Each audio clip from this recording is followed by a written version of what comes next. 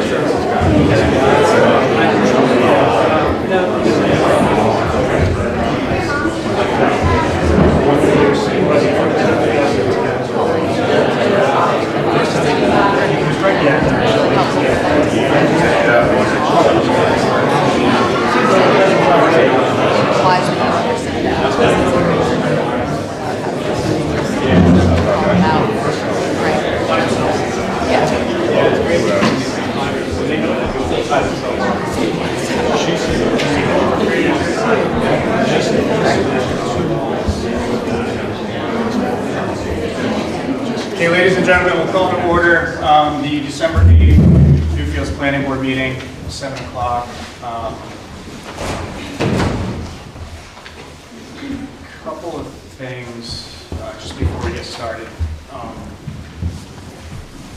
Please wait until you're acknowledged before you start speaking. As well as please clearly state your name. Please, hold on a second.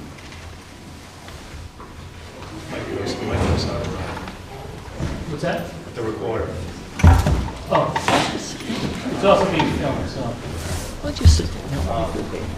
Clearly state your name and the town in which you reside. It helps with the minutes. And then the other thing I ask of you is we do have other things on the agenda this evening. So if you do choose to leave after this item, please be respectful and quick. Okay, I'm going to open it up to you guys. Thank you, Mr. Chair, members of the board. Amy Manzelli, here from BCM Law on behalf of Vernon Farm. I think I mentioned this part before, but I invite all the members of the board to call me Amy. The Manzelli part frequently trips people up, so we can skip it. Thank you for having us back here tonight, and thank you for granting the continuance. We understand that the board was looking for advice of counsel, and we are all for that, so I'm glad that was able to happen. Tonight, we understand there was some question about, are the events at the farm, do they represent a restaurant? So we've designed our presentation tonight to help with that issue.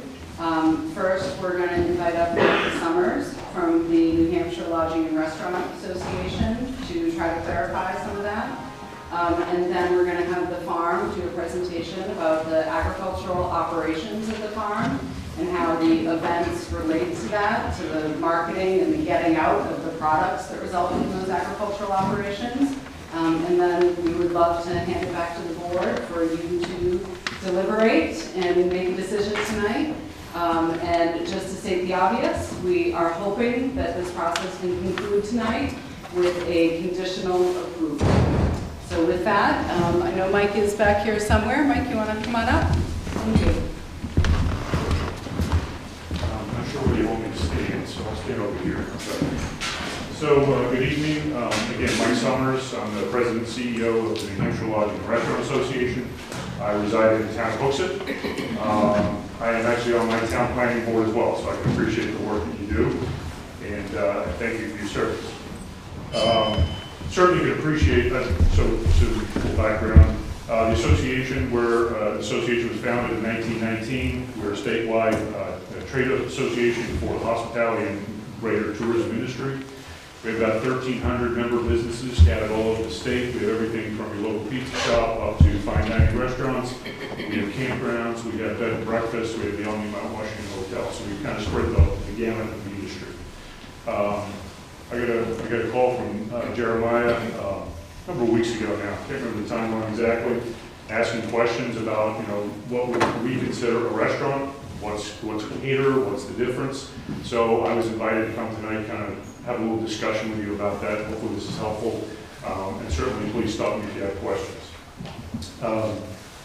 I think when I looked at this and when I talked to Jeremiah, obviously the first thing I go to is the liquor statutes, because that's really the only part in the state statute that actually has a definition of a restaurant, a full-service restaurant, a restaurant or other. In the food service code, what you have is really more of an instance where it just refers to food service establishments. And that covers everything from a hospital cafeteria to a lunch program to whatever. So it's just food service in general. So there's no real definition of what a restaurant is. But when you look at the liquor statutes, there are a couple of things, a couple of pieces in the standards, and I think that Attorney Manzelli had this in her letter to you, that there are certain requirements in order to meet the standard of a restaurant. One is you have to have rooms, right? If you look at the statute, the way it's written, the definition has rooms, that you have to be able to seat up to 20 people in a dining room in order to be qualified as a restaurant and be considered a restaurant. You have food minimums you have to meet, et cetera. I know the catering also has food minimums, but it's a little bit different for the restaurants and how that's enforced and structured. The other piece that I think I would mention is, I met Jeremiah actually, I think 4 or 5 years ago now. I'm not sure of the timeline, but we met through an effort that we participated in and he participates in. It's called the Farm to Restaurant Connection. And that website exists, and you can check it out, Farm to Restaurant Connection, and he is listed there as a farm. He is not listed on that website as a restaurant because I don't think he considers himself a restaurant. I think one of the important things you have to look at as a board is what's the intent. What is it he's trying to do with his business? And I would submit to you that I think what he is attempting to do is really showcase the products that his farm produces, whether that be chicken or beef or vegetables, whatever it might be. I think the effort is really more focused on showcasing product to people visiting the farm as part of the broader agritourism effort. And I think you've heard testimony from Commissioner of Agriculture here a couple of meetings ago. So I think that really speaks volumes, is really the intent. One of the comments I saw that you had in the minutes from a prior meeting I looked at, there was a question about liability to the town, and I think that's a really interesting question, and sitting on a planning board can certainly appreciate your concern. I think the couple things that I would suggest is, look, yes, the facility, the building itself has to be structurally sound, it has to be able to withstand a snow load, et cetera, et cetera. But the broader concern around whether or not food and alcohol is being served, I don't know that the town really should be too concerned about that, provided that they are licensed appropriately. So that means that if they've got their food safety license and they're handling food correctly, then they're being submitted to regular checks and those kinds of things, and then the same for alcohol service. I don't know the town really should get too concerned about that because he's answering to a different authority that has much more control over that piece of what he's doing. And then I think the one thing I would say is, if you look at what a restaurant is to most of us, I think most of us, when we think of a restaurant, we think of a place where we go, we sit at a table inside with friends, family, and other, we experience something. Most of us don't really think of us going to a restaurant and we're sitting at a picnic table in an open field with a band playing at the end of the lot. So I think there's a little bit of a different experience there, just as a common sense general feel of what a restaurant would be. I don't have a lot more than that. But what I would like to close with is just look, if you have questions that I can answer, and it's really hard to define for you, okay, this is what a restaurant is, because the business model as a rule is so broad and it offers so many different facets. I think what is also potentially muddying the waters a little bit here is through the pandemic, we've had outdoor dining, so everyone's perception of what a restaurant is has shifted a little bit, kind of how a lot of restaurants have modified their business models for that. But I would submit that I think that a lot of what he's doing really is more of an on-site caterer, which is a specific category and classification within the liquor statutes and codes. He couldn't even qualify for a restaurant liquor license. So I think by definition, on the state statute, I think he's kind of, to a degree, pigeonholed into where he is right now. So I'll end with that, because you've got a lot of people here, it looks like they want to talk, and they're all Newfields residents, so you probably hear from them, not from me. But I would be certainly happy to answer any questions. I'm certainly happy to, if you'd like me to come back at some other point or answer questions, look up definitions, I'm certainly happy to support the board and do that.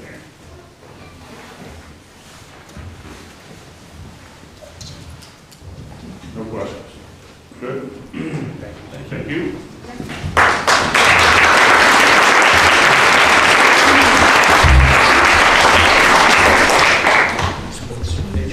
Thank you. There's no one. All right, so the next and last part is the presentation about the agricultural operations of the farm. As we were working towards what we hope is the culmination of this process, we realized that we may have forgotten the beginning, which is what is farming at Vernon Family Farm like? What is this product that they're looking to push out through the events? So that's what this presentation is designed to talk about and explain to the board. So we have two parts. First, we have Magnolia and Indigo Vernon, who have some very brief remarks to share with the board about farming at Vernon Farm. Come on up, girls. And then they'll hand it over to Jeremiah Vernon.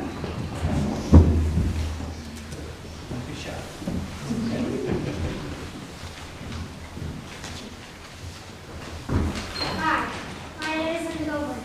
I am glad to be here tonight with you all. I'd like to say some things about the farm. Growing up on the farm was a really cool experience. I think every farmer in the state should get the same rights with farming.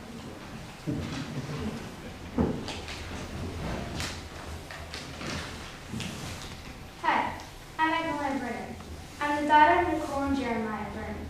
I wanted to say that Bridgeland Farm is one of my favorite places in the world, and that this farm has taught me so many things that a lot of kids haven't experienced in their lives, and I feel very lucky to be able to have those experiences. Bridgeland Farm is a place to connect with people, a place to meet new people and welcome them into our lives. Bridgeland Farm is a beautiful place, and I want you all to know that. This farm has inspired me to reach for my goals and be a better person in the world. And like Commissioner Jasper said, we should have 100 farms at Bridgeland Farm. That's all I have to say. Thank you.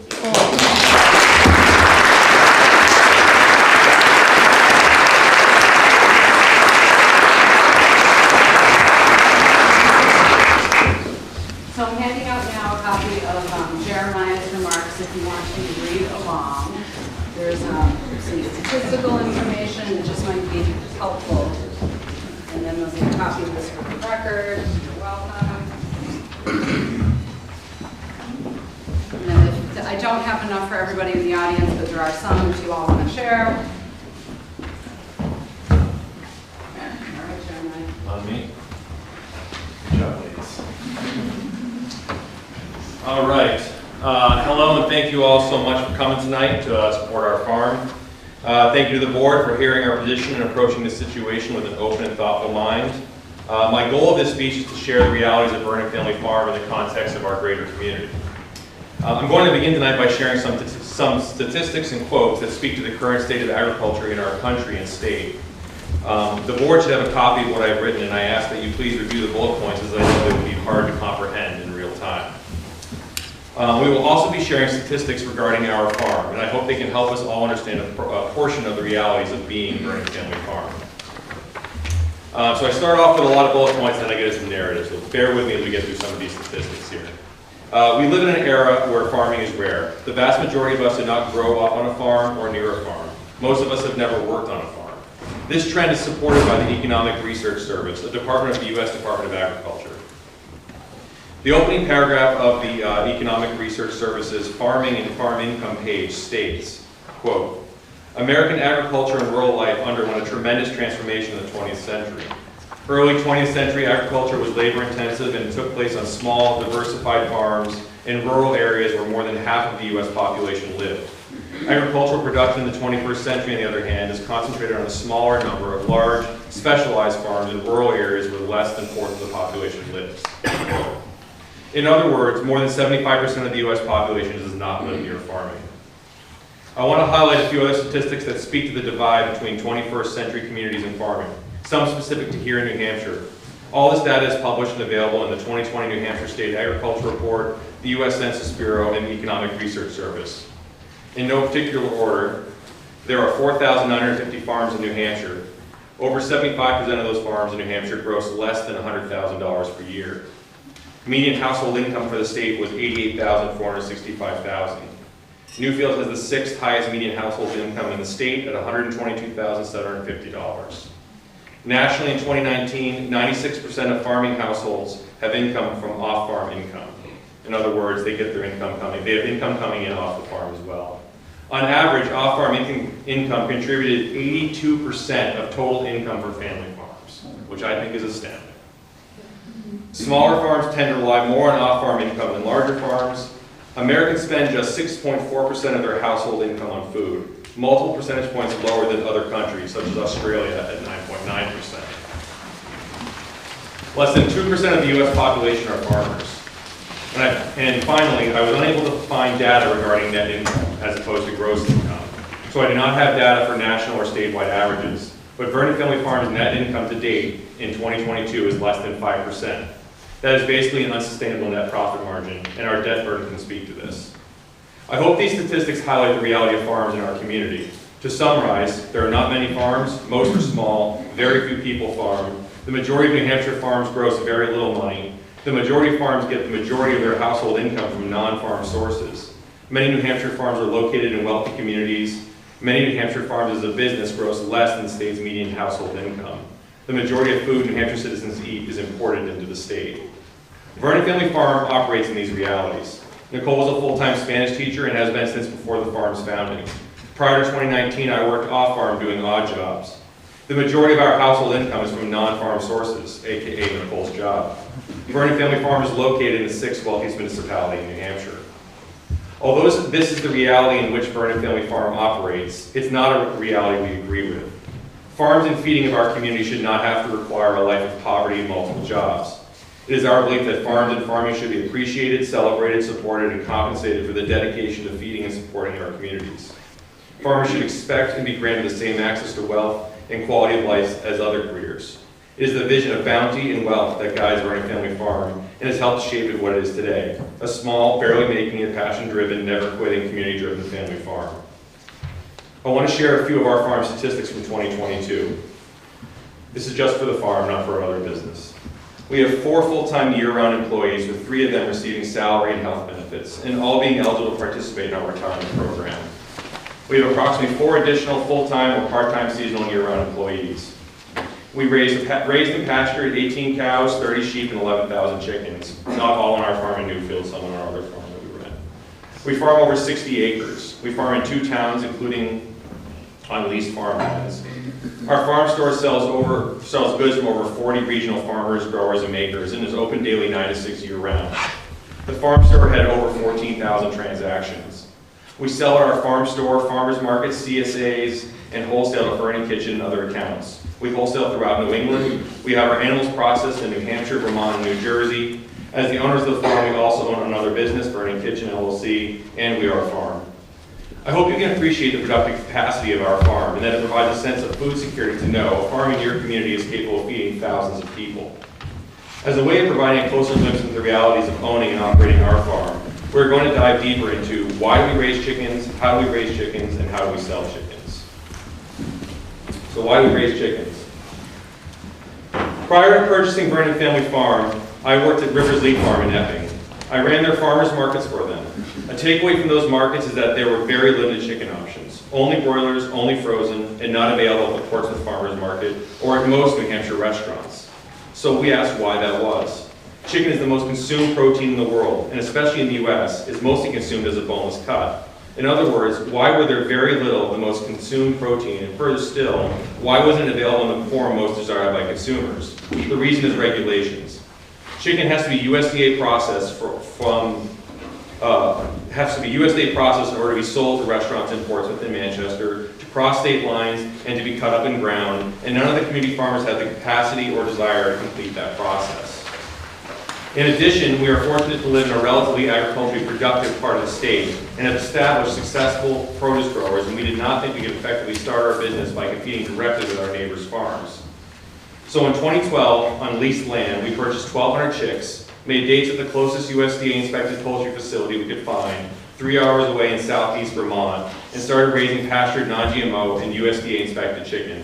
We also took out our first loans and started our journey to farming with debt. Unlike cattle, which require a substantial land base, chickens require relatively little, and this has allowed us to expand our chicken business without having to acquire more costly land.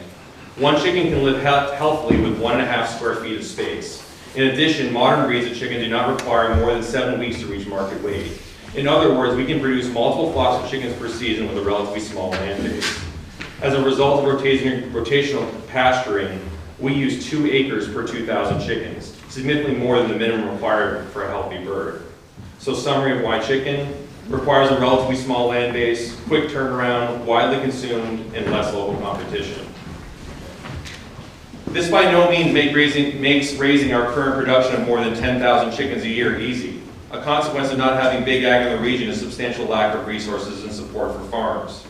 For example, we purchased our chicks from a hatchery in Pennsylvania because that is the closest hatchery producing the birds we need. We buy grain from northern Vermont, but that grain is trucked in from Canada.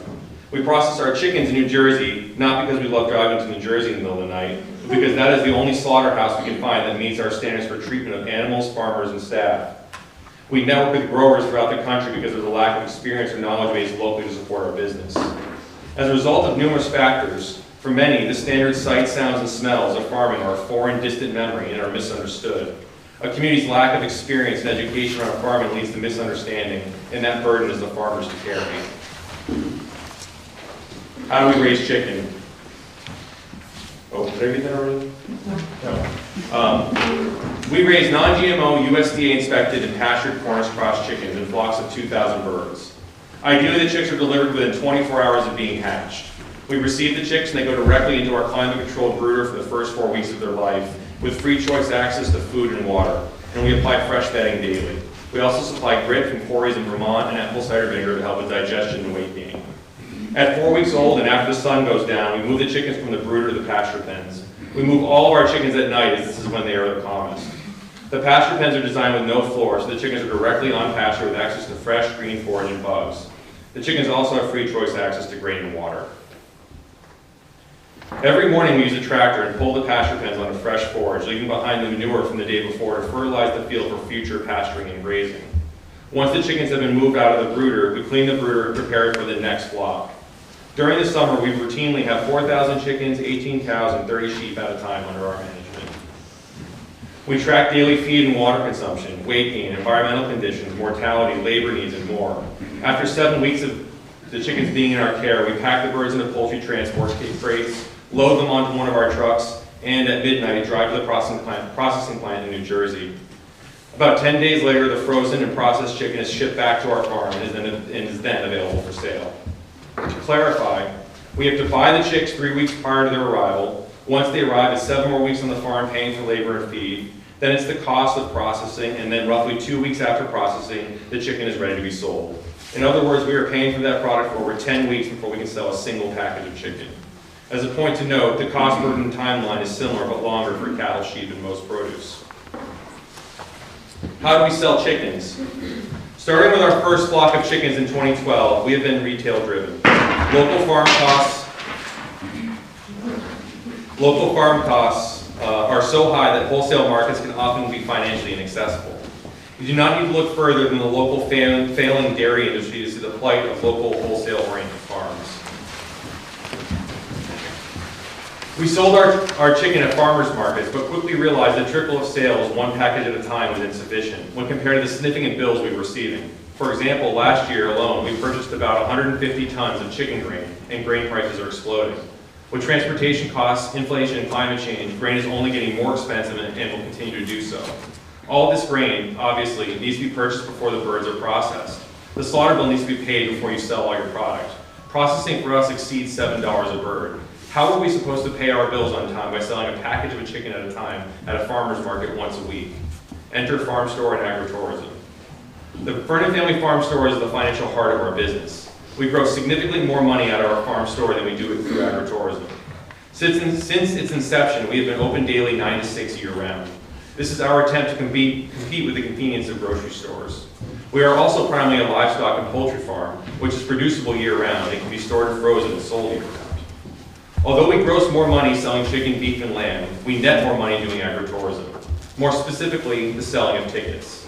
Selling a customer a ticket to have a catered farm-to-table meal while sitting by a campfire, enjoying a glass of wine, and listening to a local act from 4 to 8 on a Friday or Saturday night, while their kids explore the realities of where their food comes from on the farm where the food you were eating was grown, leaving by 8 p.m. and getting home in bed by 9 with a belly full and satisfied, is the most profitable thing the farm does.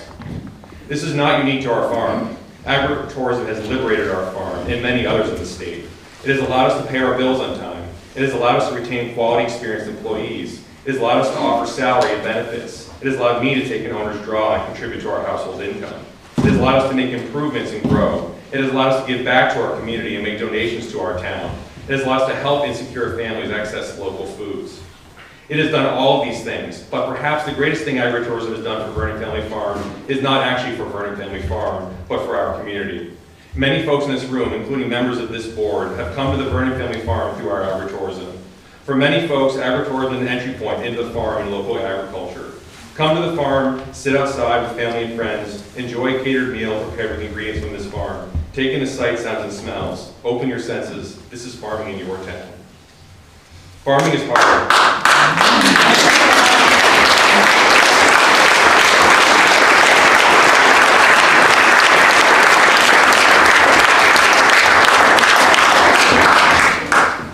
Farming is hard, misunderstood, and isolating. According to the U.S. Center for Disease Control and Prevention, farmers and ranchers are nearly 2 times more likely to die by suicide in the U.S. compared to other occupations. As one of the wealthiest municipalities and one of the wealthiest states and one of the wealthiest countries, we should have the resources and capacity to support our farms, the resources to bring our farms into the light and mainstream, the resources to help farms become part of the fabric of our community. After all, we all eat, and if you eat, you are in. I do not mean to end this speech on a dire note. Although my optimism has waned in recent years, I still hold out hope that as a community, we have the capacity to see beyond simple short-term concerns to the greater, more pressing issues of food security, accessibility, and farm profitability. Who's going to grow the food for you and me if it is a life of guaranteed poverty, a life of isolation and misunderstanding? We are better than that. And I believe that we can bring a vote tonight that sets up Vernon Family Farm and other similar businesses in town to succeed for generations to come. And importantly, to do so while also taking care of public safety and keeping the board informed. We want to farm. Thank you for your consideration.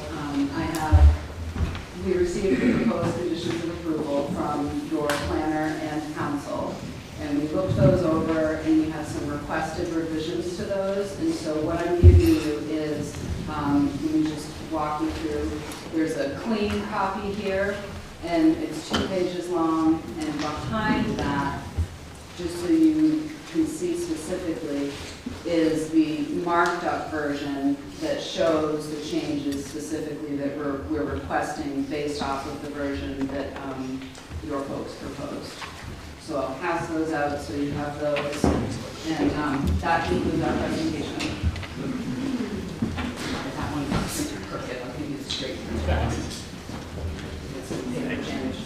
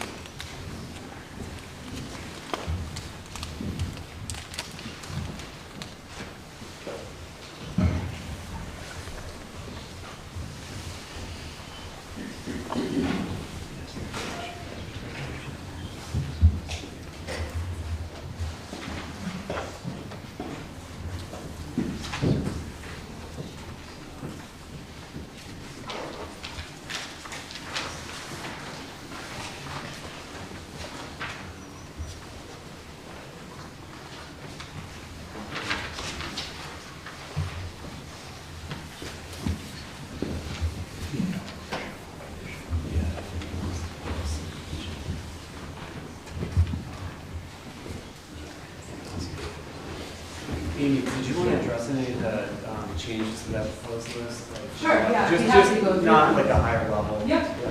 Yeah. Yep.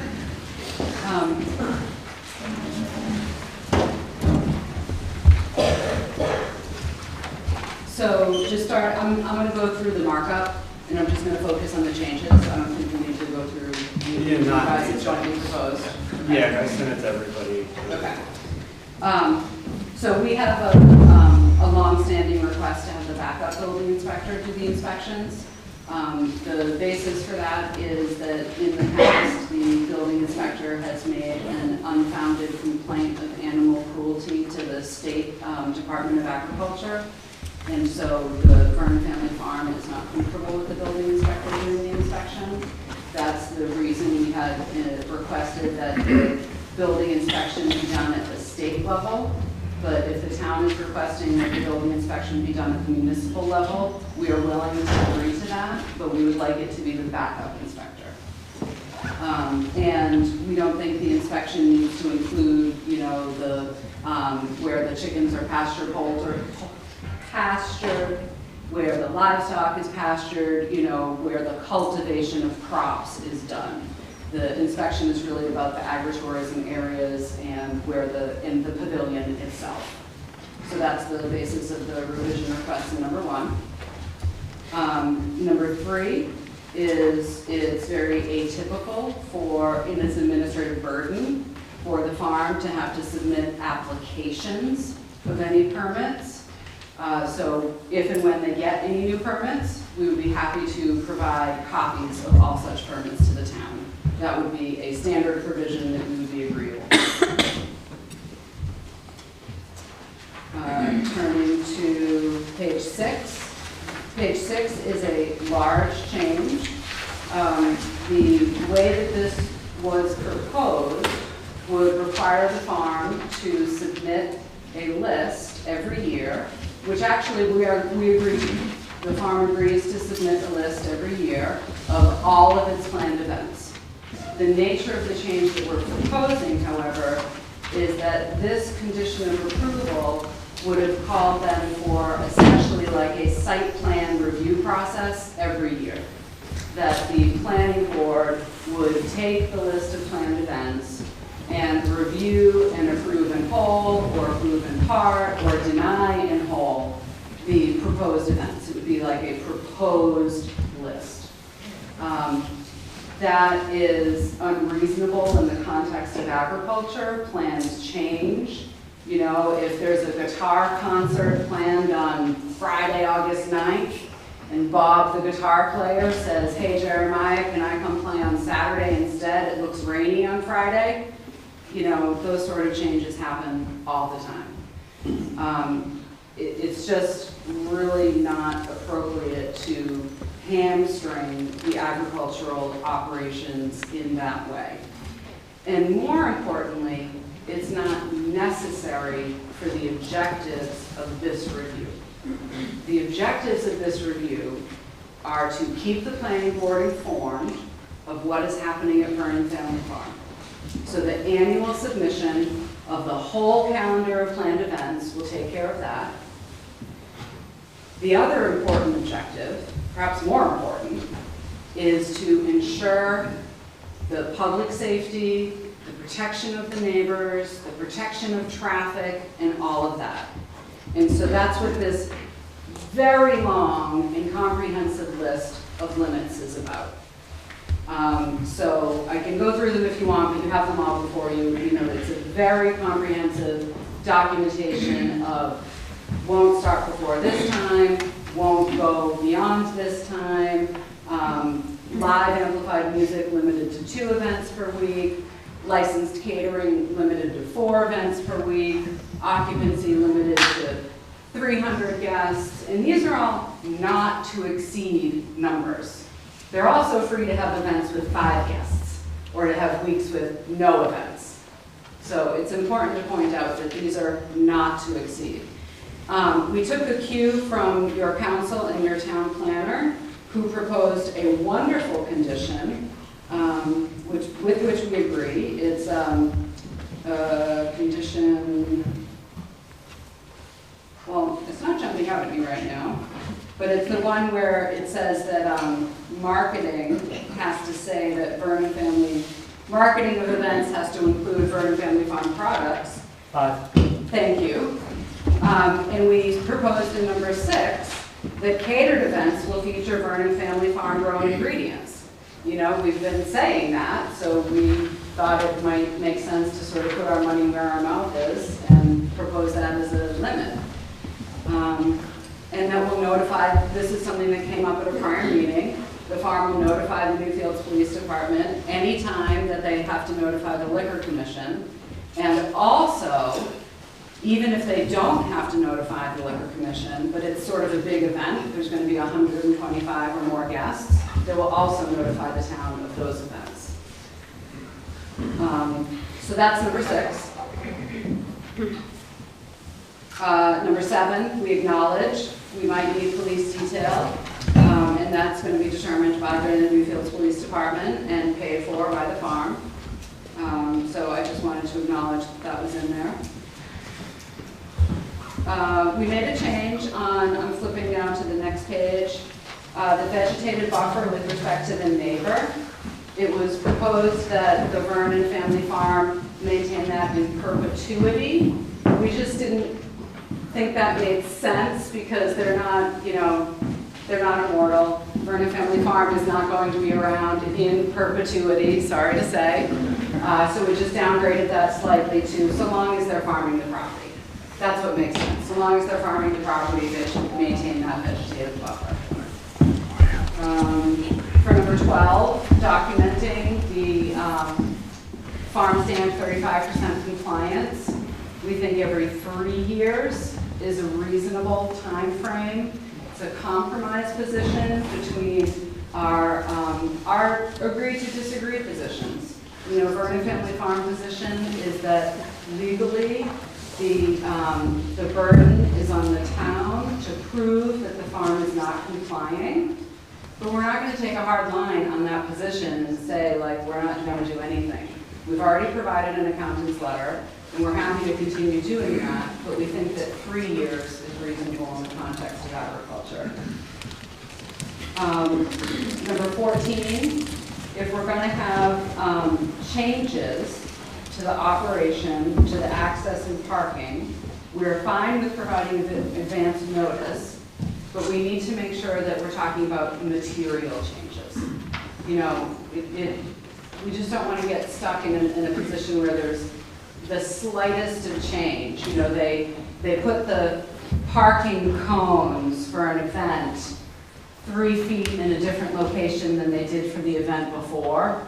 You know, that's a change. That's a change in access. So do we have to call you and tell you we're putting the cones 3 feet differently than we did it for the last event? No, you don't want that phone call. You don't want to make that phone call. So we just put in the word material. You want to know if we're changing the driveway location. You want to know about those big changes, and we're happy to tell you. So those are the nature of the revisions. Thank you. Thank you.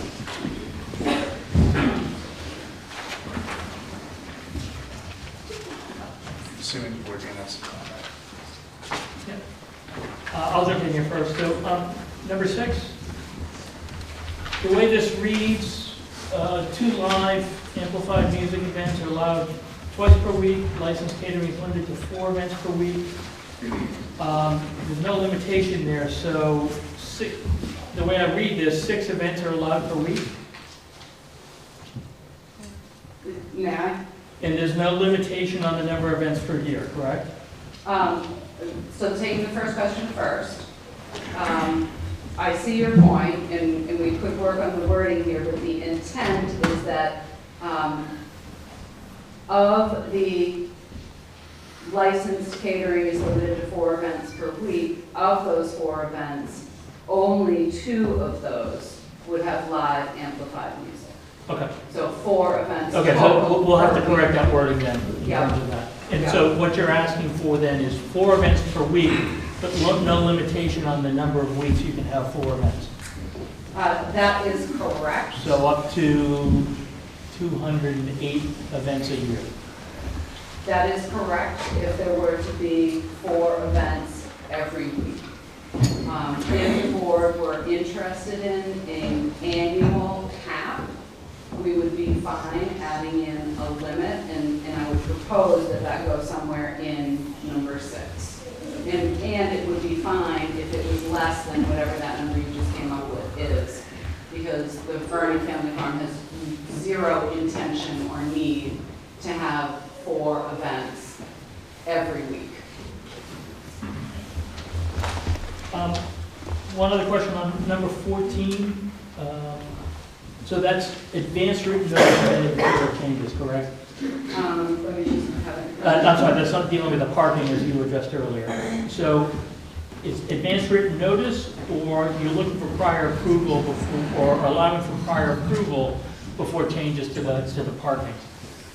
So Vernon Family Farm shall provide advance written notice to the planning board of any material changes to the access or parking serving the property, and shall be brought before the planning board for further consideration of any letter site plan. So I actually didn't write this one, sir, so I would interpret this as being limited to access or parking.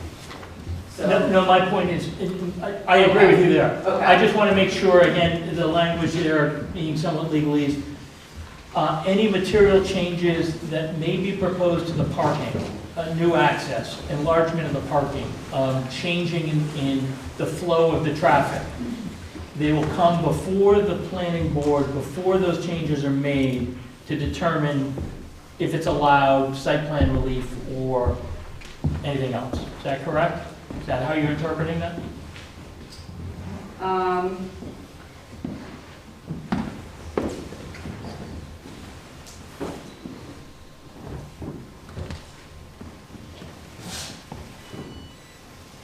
yes.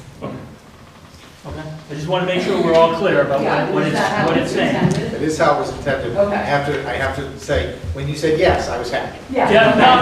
Okay. I just, It seemed like we again, were all on the same page. I think we're all reading it kind of Yeah. like, is that saying what we think it is? So I just And want to I- make sure that we're all reading it My the only same way. hesitation is we're all aware that and it's here somewhere, an amended driveway permit is required, but it's not actually going to change the access or parking. So that wouldn't trigger this condition of approval, right? Correct. That is a conversation that happens separately, Yeah, okay. because the authority is separate. Yeah, thank you.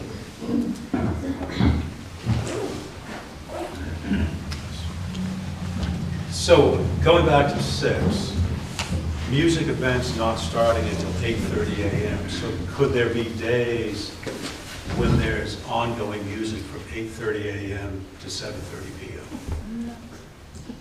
The way this is written, the answer is yes. But we would be fine with the condition of approval that limited, a duration of event, because that is not how prom works. That is not how events work.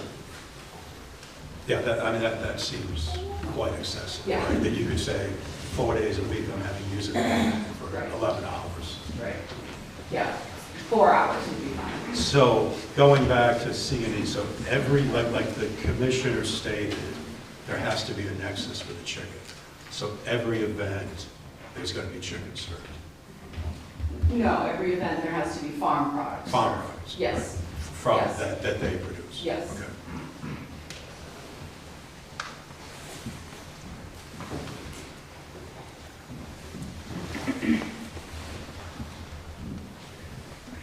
So do we come up with a time or a number of hours?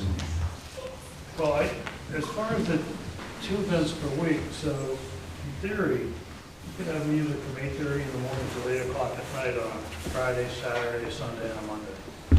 I'm sorry, you're a little soft-spoken, and I'm a little hard of hearing. Can you just repeat the beginning?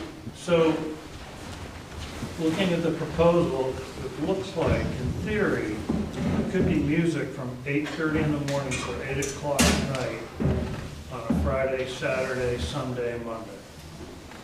Right, or Thursday, Friday, Saturday, Sunday. However you decide to we would define the beginning of the propose week. Adding in somewhere in a new one between A through H, that excluding setup and cleanup afterwards, that events be limited to 4 hours. That doesn't address, my issue is, Okay, you could have the end of the week, 2 days, the beginning of the week, 2 days, you could have a 4-day music festival. okay. Well, that's presently, okay, it's a really good question, Mike. Yeah. Because the way I read this, it's saying that they are saying that there will only be amplified music at 2 events per week. That's right, that's right. So, Right. it- No. That could, wait a minute, that could be Friday and Saturday. Yeah, New he's week- correct. oh, new you week mean starts on Sunday. Yeah. concurrent weeks? So you could schedule it out so that Yeah. on concurrent weeks, you could have 4 days in a row. Yeah, so a solution to that would be, first of all, then that would disallow 2 4 days in a row of that, Right. right? Because then if you did it on your Sunday, Monday, you couldn't do it on your next Friday, Saturday. So the board could just be okay with that possibility. But if the board is not okay with that possibility, then I could confer with the Vernons if they would be agreeable to a condition that would limit the number of consecutive days to 2. I mean, that would solve it. Yep. Are you, it just seems like we're talking about related to food and events. Are you going to be doing, you said the sheet dog thing. Are you going to be doing any other events on that would need to be addressed? I mean, Yeah. which were great, right? Well, I think it's a broad, there are many events that happen at the farm that are not anything to the substance we're discussing here. So for example, we have school buses that show up at 10 a.m. and do a field trip and they're gone by 11. Correct me if I'm wrong, I don't think the town really cares if that's happening. We have farm tours, we have groups that come and do landscape painting at the farm, all these things sort of happen, during the day. We're talking less than 20 people. Some school trips could be 120 kids on 2 school buses or whatever, but, again, they're there for now. So,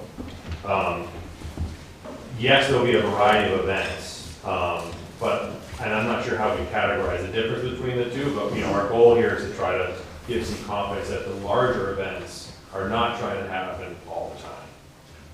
I just think you need to address it because we're going to hear from neighbors or somebody, hey, do you know they have a school? So I think we should have something in here saying other events like da-da-da-da-da will be occurring.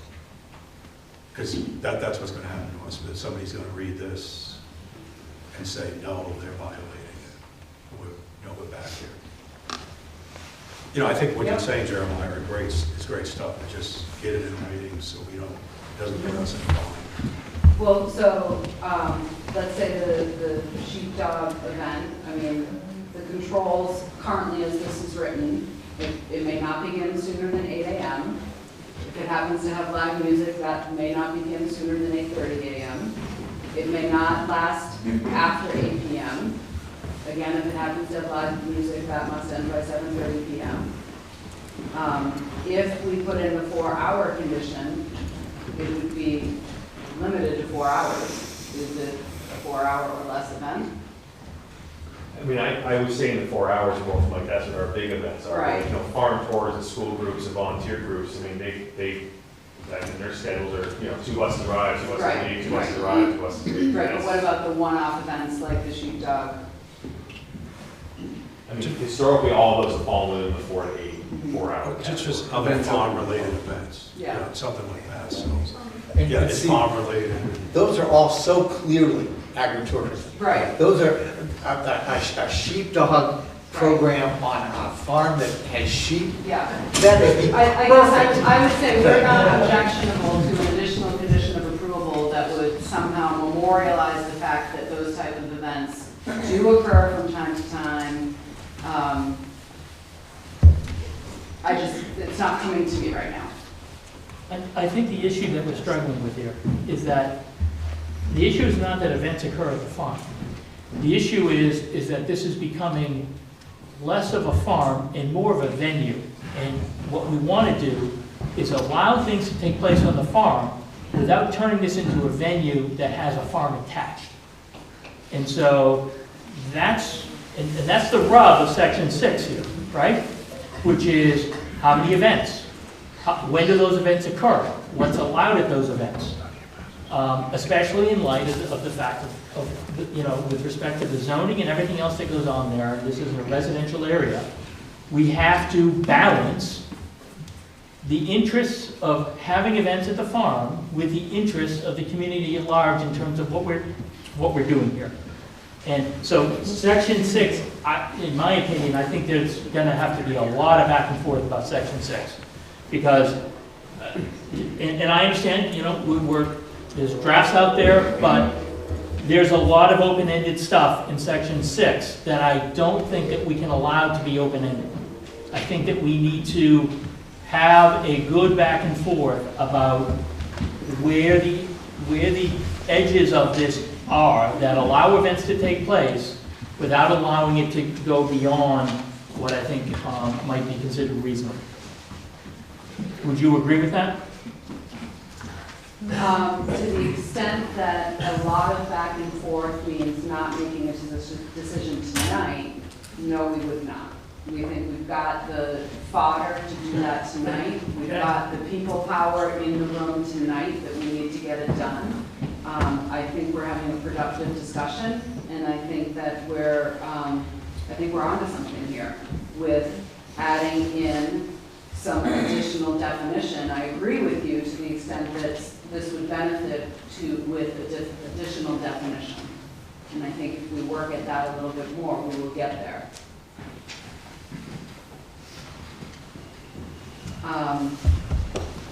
I guess I'm directing this mostly to Derek and Glenn for small letter C.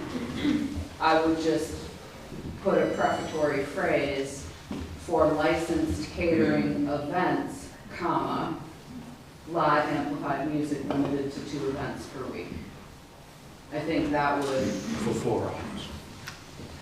You would say 4 hours, or? I think that needs to be a separate, freestanding, new letter.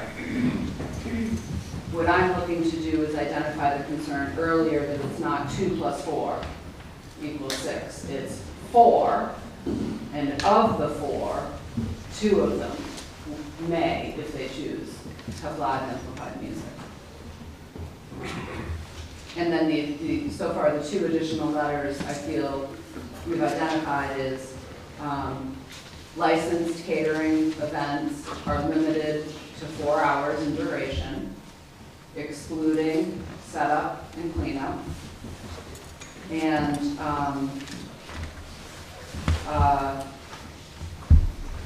live amplified music may not occur on 2 consecutive days. No, more than 2 consecutive days. More than 2, yeah. Okay, thank you. Can I just ask you, Yeah.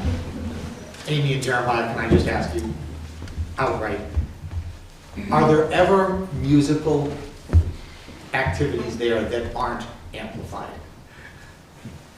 And this is the crux of my entire concern, is that the RSA is clear about having people come and enjoy the farm, having people come and enjoy meals, having people come and enjoy staying over if that was something you ever intended to do.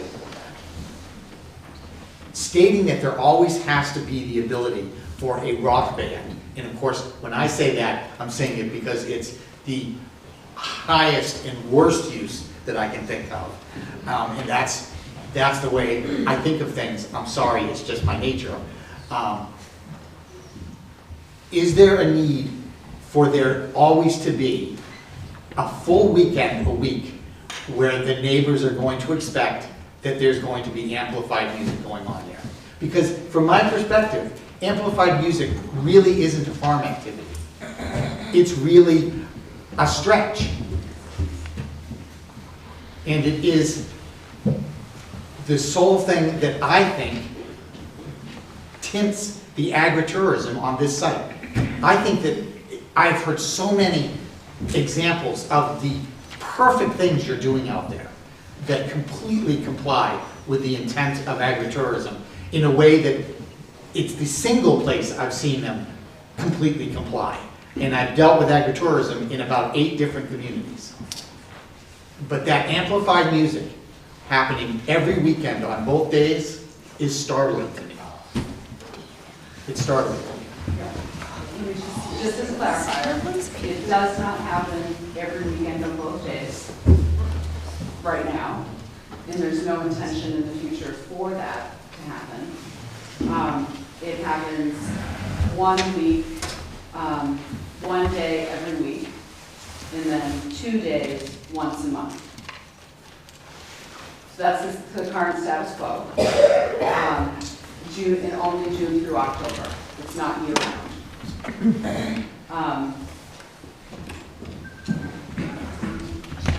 Yeah, and the music is off at 7:30.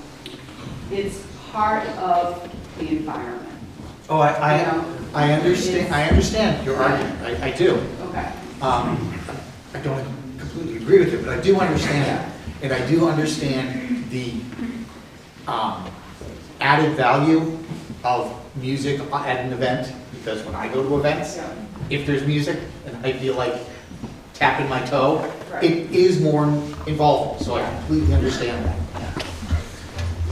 My concern is the direct connection within agritourism. That's my concern. So I think the productive approach here is, given that there's nothing in the agritourism definition that excludes all things unrelated to agriculture, I think the best way to do it is with reasonable limitations. I mean, the answer to your question is whether there's ever, acoustic music. There is. Love that. So, Love that. the Vernons hear you. But this is setting up sort of that not to exceed limit.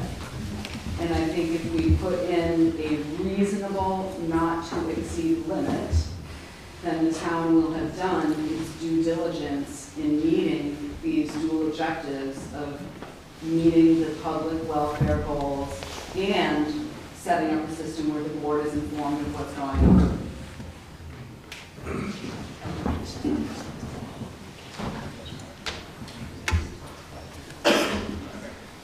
I mean, doesn't this beg your question? One. Oh, go ahead. Okay. Oh, Doesn't this beg the question though that, why do we allow the music, just not amplified? I mean, it's an I would argue that the acoustic nature of it is far more in tune with the agritourism, I think, Glenn, as you're pointing out. Well, why don't we make that simple change? It's outside. I have no reason to reply for the applicant, but I'll just say, if you have 300 folks spread out over the areas that have been shown to us on the site, that may be less than But Glenn, excuse me. Glenn, to your point, the issue is not music is the attraction here, right? Music, again, I don't think we want this to be a venue. And so, I would argue that having music that can cover up to 300 people is more in line with the music being the attraction in the venue than agritourism being the attraction and music is an ancillary piece of that. Don't, they still have to be our noise ordinance, correct? Correct. So I mean, I think that's key, that I can't go and play loud music every night if it violates the noise ordinance. Correct, yes. So, and if you look at the noise ordinance, you know, I guess I think we should have some mechanism as to how that's going to get regulated, enforced, and paid for. You know, to make it reasonable. And it, you know, in looking at the plan, it would be, what is the noise like at the closest property, which is the property directly across the street. So at the property. So if that's met, what harm would it be to say, because at 60 decibels, it's not that loud. At 60 decibels, the people who talked about hearing music in their house should not be hearing music in their house. Okay, so if they're going to meet the ordinance, then they meet the ordinance. But again, is getting rid of the amplified allowance address that issue? I think it does, Bill. What I would say, you can amplify it, but you have to meet the town, like everybody else in town, has to meet the noise ordinance. So I think we should have a mechanism to make sure that that's checked, you know, like not the first couple of shows or something. That's a town policing mechanism. I mean, obviously there's a mechanism in place for noise, so it is self-regulated in theory, but, you know, I don't know what the town's capabilities are, but there is a regulation in place that does put a parameter on noise, I think so. You know, one of the things I think we have to be cognizant of, we've already, you know, the RSA under agritourism says you can't do something that's going to deplete somebody's property value. And we've already had a resident say, I wouldn't have bought my house if I knew this was going to be happening. So is it going to have an impact? I mean, I think we have to be protecting the towns, say, yeah, the noise ordinance is getting implemented. Yeah, it's a balance of. So is it assumed that the noise ordinance is already there? Should it be mentioned? It's part of the regulation that actually follows the town. I don't think it needs to be specifically referenced. It's implied.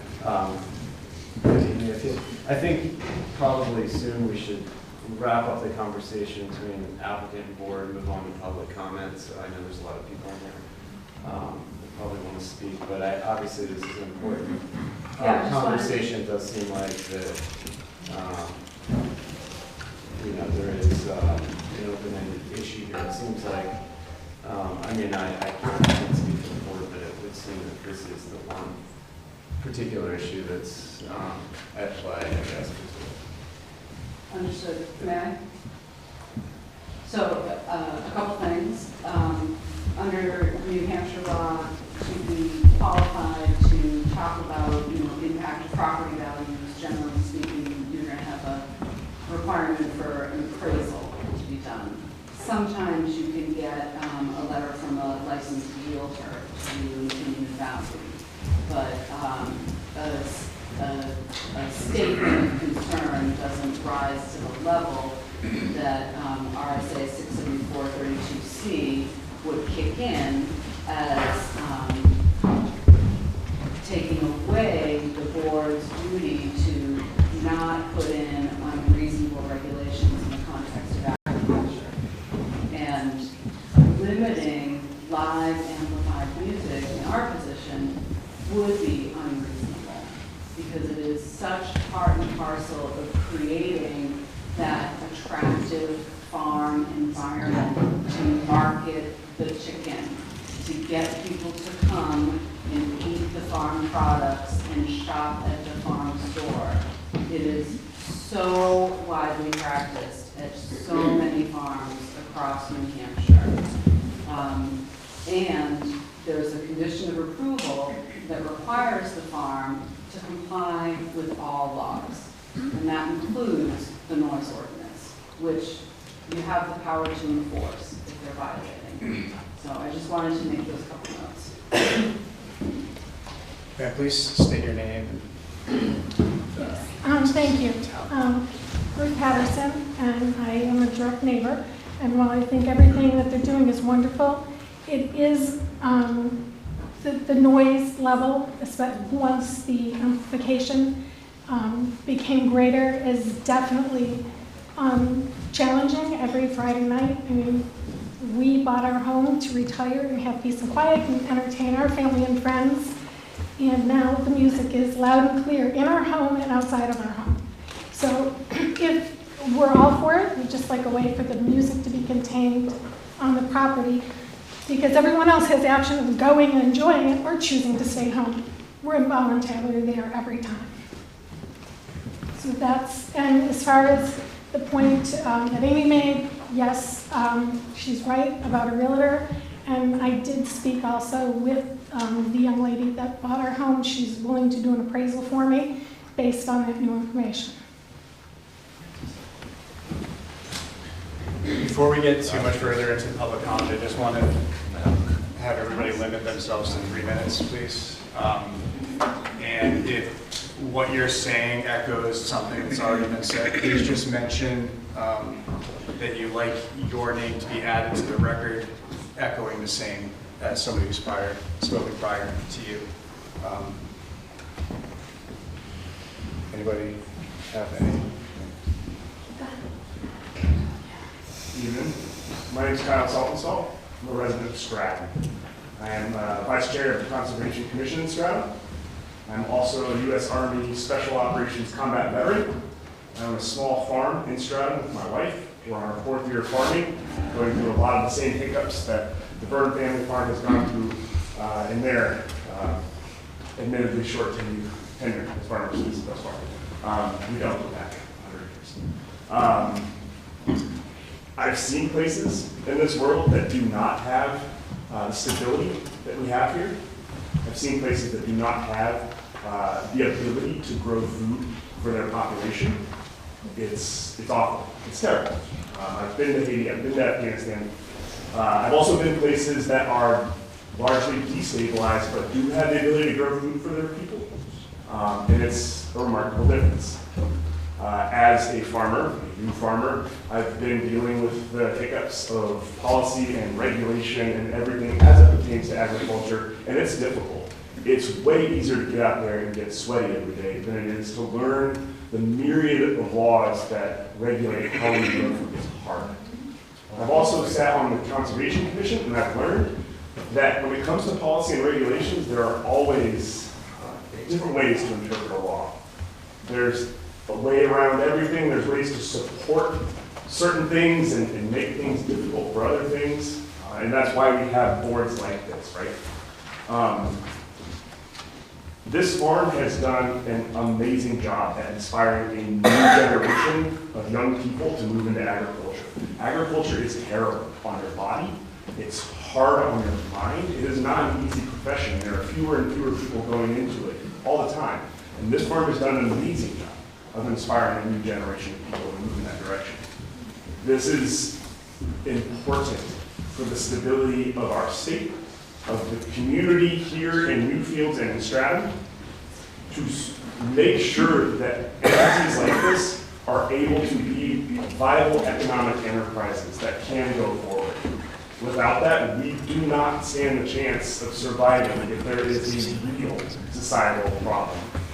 When the pandemic hit, these were the essential workers that were out there continuing to work every day. Thank you. Yes, support them. Can I-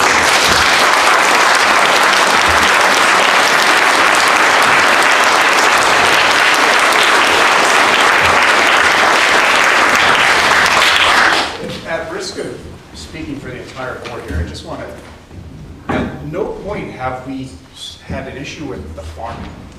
Like, there's no issue with the farming aspect of what you guys are doing. I just want to make that clear. Like, there's a lot of this conversation about how we're trying to govern your farming activities. We're not. Just want to make that clear. I had no intentions of speaking, but I'm going to. Can you say your My name please? is Diana Lankler. I'm from Stratham. I came tonight in strong support of Vernon Family Farm. Again, I want to say I had no intention of speaking. I have nothing planned, but in listening to everything that's been said, I just want to say, I grew up on the east end of Long Island, and I don't know if anybody knows what that has turned into now. I grew up driving through potato farms and duck farms, and now they are mansions and condos. When we don't support our farmers, if they go away, they can't be sustained.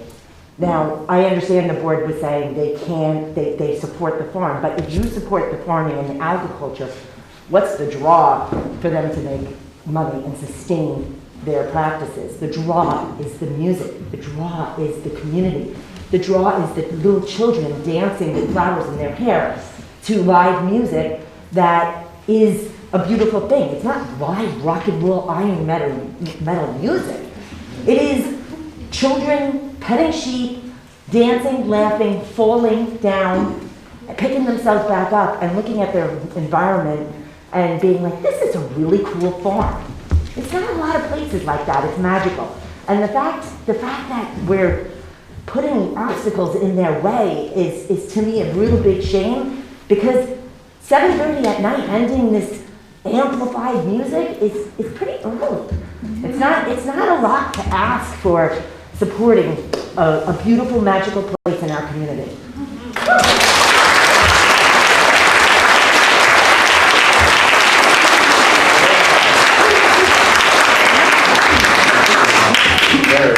My name is Kate Kite. I live in Newmarket. I actually live just not a stone's throw through the woods from the Vernon Farm, right over the border in Shannon Farms. And I've lived there for 32 years, so I'm very familiar with this area. And echoing the previous two speakers, I just wanted to add that the value that this farm has added to the community, not only with the agriculture that you've already said that you fully support, but with the agritourism and the bringing the community together and with the dancing and the music and so forth. But I just wanted to point out that everything that I've watched and heard in this process is this business, this family is fully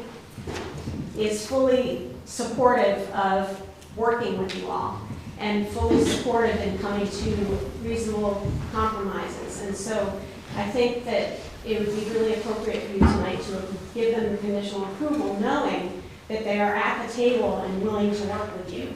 And because of that, they should be granted that approval tonight.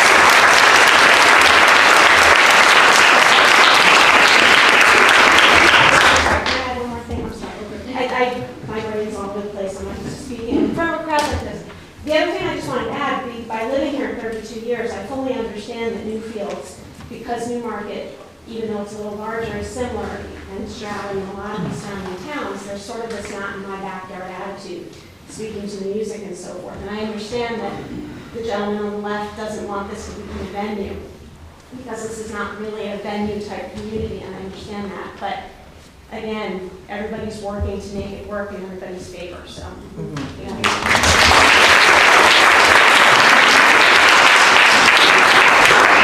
Michael Cahill from Newmarket. I represent Newfields and Newmarket in the legislature.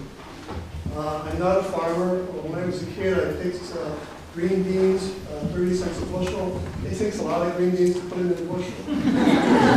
No farming for me. Anyway, I think I can help with the central issue. In addition to being a legislator, I'm a musician. I play double bass, acoustic mic, sometimes with an amplifier. But amplifiers can be turned down, speakers can be redirected, and you could find a way to make your environment reasonably comfortable, not to do it all the time, but to make not to have music all the time, but to have it loud anytime. I'm a former rock and roll player now. I play jazz. So we can change, we can mend a little bit. Just try to work it out between you so that both people can coexist. Have a warm for chicken once in a while. And just keep it down a little bit. Don't be thumping the bass with the reggae and everything. Just everybody a little softer voices. You can make this work.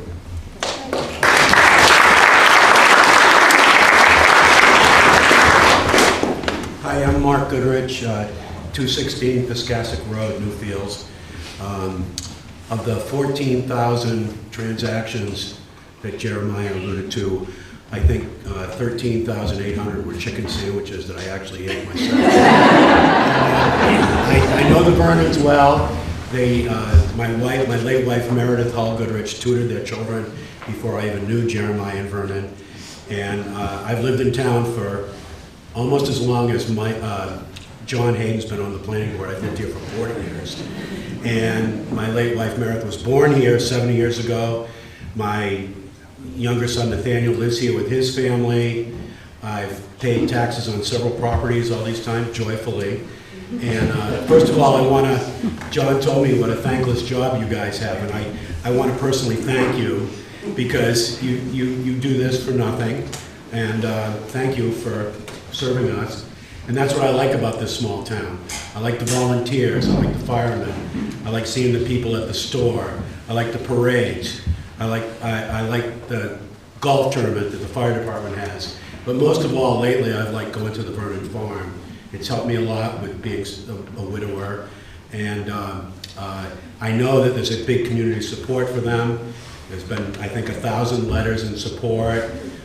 They were named New Hampshire Family Farm of the Year last year, and but I know they have to comply with the ordinances, and I strongly ask you to do what you can to help them out.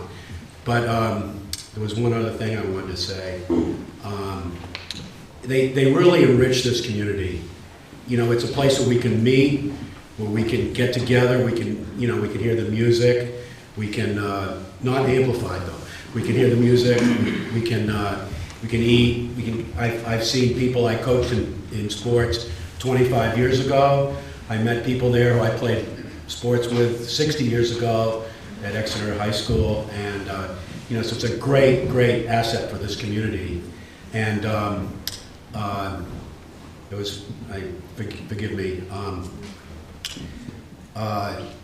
it's just a great thing. So I strongly encourage you to do what you can to help them within what you can do.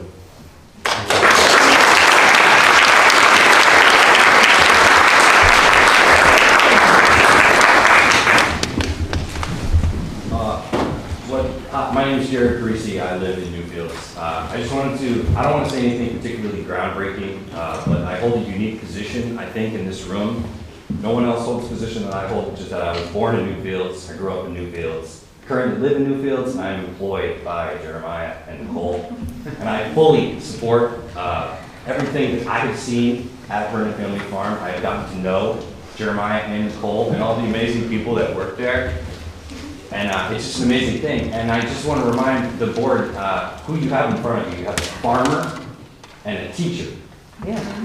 You have a person trying to provide food for the community and a person educating kids. I certainly spent some time in South America, and I wish I paid more attention during Spanish class.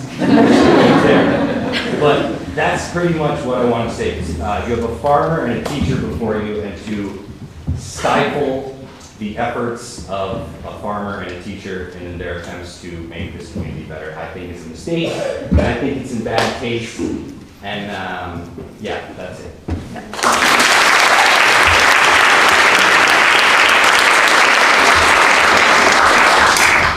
Ryan Dolvo, I reside in Epping. I grew up in the city, so I'm kind of new to this whole rural area. And I wish we had this kind of community. You know what I mean? Like, I go to Vernon Family Farms, I don't have kids, but it's amazing to see the community. Like, if my fellow kids that I grew up with had that, maybe they wouldn't have gone down the paths they went down. It really, I understand I feel for you, but what they're asking for is not anything that's out of the legal ordinances. They're not asking to play till midnight, they're not asking to play till 1 a.m., they're not asking for a music festival. They're asking to abide by the ordinances that you ask the rest of the town to. And unfortunately, not liking your neighbors is commonplace. It's so commonplace that it's in every single sitcom we've ever had. Okay? And I have a little farm in Epping, and the guy across the street every Saturday lights off a cannon. Okay? It doesn't do well when my girlfriend's out riding her horse. But guess what? It's legal. He's not doing anything. I don't like it, but I'm not going to say a word to that guy because he is living on his land that he pays taxes for, and he's not breaking the law. So if they're not breaking the law, how be it is for us to tell them what they can and can't do.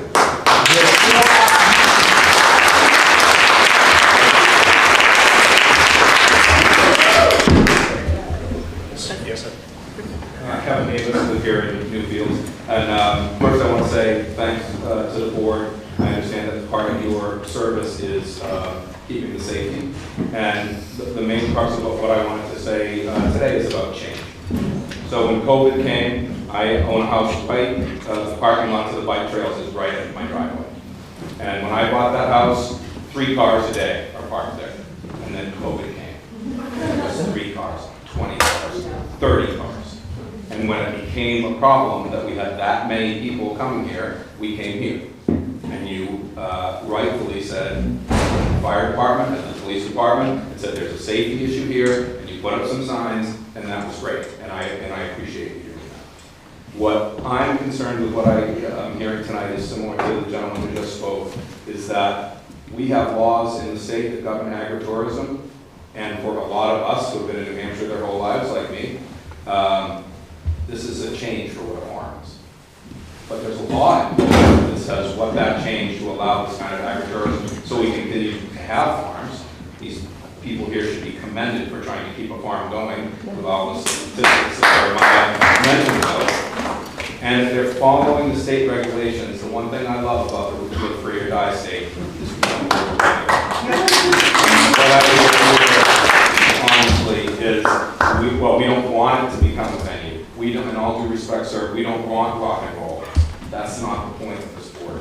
No. What, I didn't say I don't want rock and roll. I want rock and roll. I don't necessarily want it to be next to somebody's house every day of the weekend. But here, so don't mischaracterize what you're saying. But here we have laws, and the laws are being followed over and above. As the lawyer said at the very beginning here, they have to have 35% of whatever it is. It's not their job to prove it to you. It's your job to prove that they're not. And what did they do? I prove it to you. They're going above and beyond to try to do what they can do here. They're not breaking the laws, and what it feels like here is happening is an overreach and overregulation because it's changing.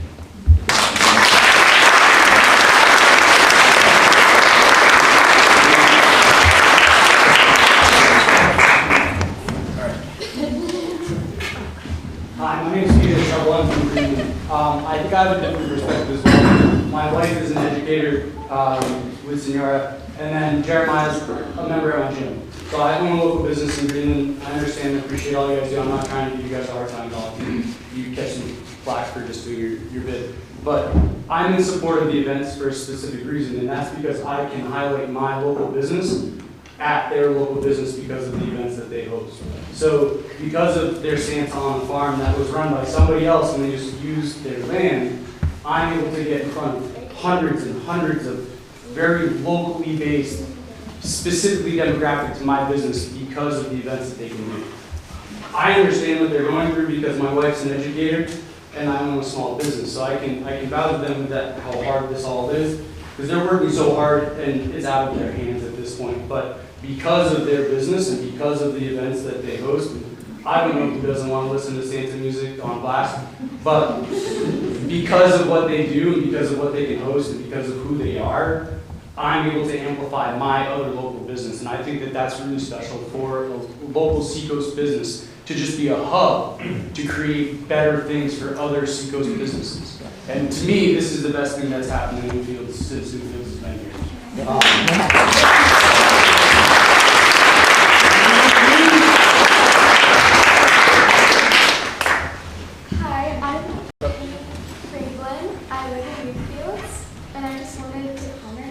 On music, the Vernon Family Farm is not the House of Blues. They are not hosting a Grateful Dead concert or a Metallica concert.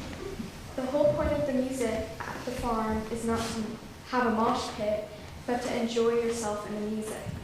The music is just loud enough to admire and enjoy, as well as talking to your friends and hearing them, so not like an actual concert.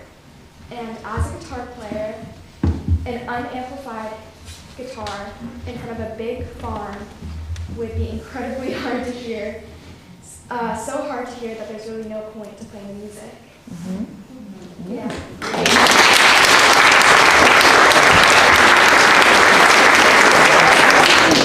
I was hoping to maybe add to what I said then.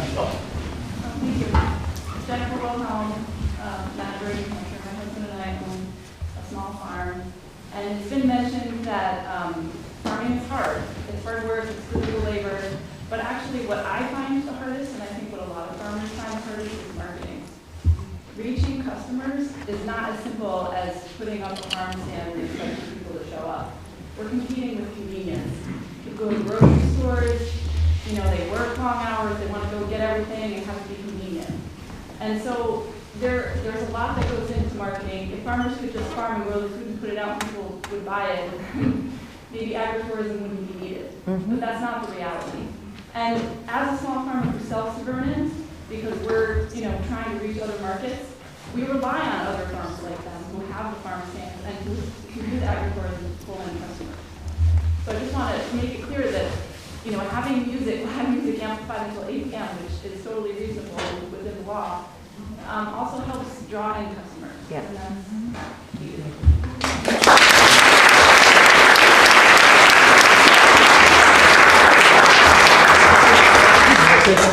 Yeah, I live next door, and the noise gets so loud that when I have all my windows shut and everything, and I have to turn my television up if I'm listening to the news. Last time we were here, Jeremiah spoke to his engineer and said to keep the noise down. The following week they did, but the week after that, there was a full band in there, same thing. I hear the vibration inside my house. I'm off of the farm. If they could just regulate the sound of the music, and for everybody who thinks it's legal, they're probably going over the 60 decibels, correct, for the town? So they gotta come down with the noise, because right now, they're over the limit. Thank you.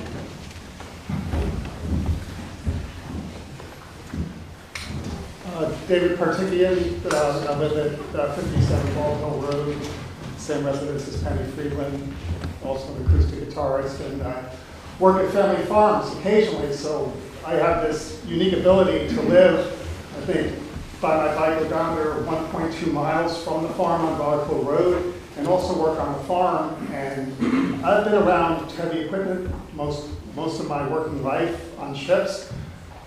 I've lived in New York City where there were problems every night till 2, 3 a.m. I've lived on a beach in Seattle where similarly it's a scene Friday, Saturday, Sunday night all through the summer, and we can get cars on, to the point, when I'm working at Vernon Farms for an event, I can talk and take orders and not go home worse at the end of the night. I would not work in a location where my ears were ringing at the end of the shift, or if I couldn't speak, I come home more hoarse than going to UNH hockey game. Now, beyond that, when I moved here, I thought, oh, what are the noises that are going to bother me? I live 1.2 miles away. By far, the thing that I notice most is the freeway, or the speedway in Evan, that has events Saturday and Sundays throughout the summer and forces us off our porch. We can't enjoy our porch at certain times, especially Friday nights, which is when the Vernons have events. So there already seems to be a time when events occur, and Friday night would be a logical time for that. And I think I'll just stop there.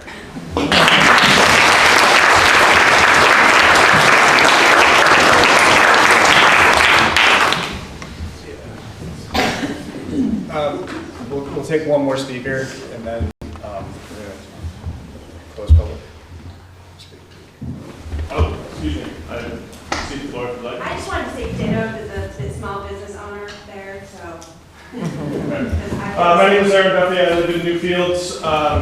I, like many who spoke here tonight, was not expecting to speak in front of the board, but I do want to go on record in support of everything that the Vernon Family Farm has done for this community, continues to do for this community, and is trying to do for this community. We've heard a lot of discussion tonight about what we don't want this community to become. I would like us to consider what we do want this community to become. I would like this community to be a community that supports their farmers, their artists, and everyone who is trying to bring this community together. When I moved here 6 years ago, I didn't know a single person. I met Jeremiah and Nicole on the first day that I moved here by nothing other than serendipity. And they have been wonderful to me and my wife, and I wish this community would support them with good faith arguments on what the regulations say and what the regulations do not say, and really think about what we want this community to become, rather than fear about what it does not want to become. Thank you.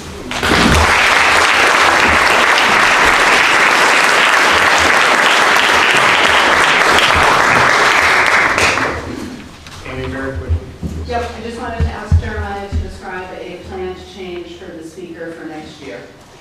I know I mentioned at one of the last meetings that I would move the speaker, and we did, but we don't have a cable long enough to move it so that it's not pointing towards Ruth's house, our butter's house. Next year we'll have a cable that's long enough that we can have it pointing into the field. So not towards, out in towards Wisconsin River, not towards someone's house. So I appreciate that concern and we'll do our best.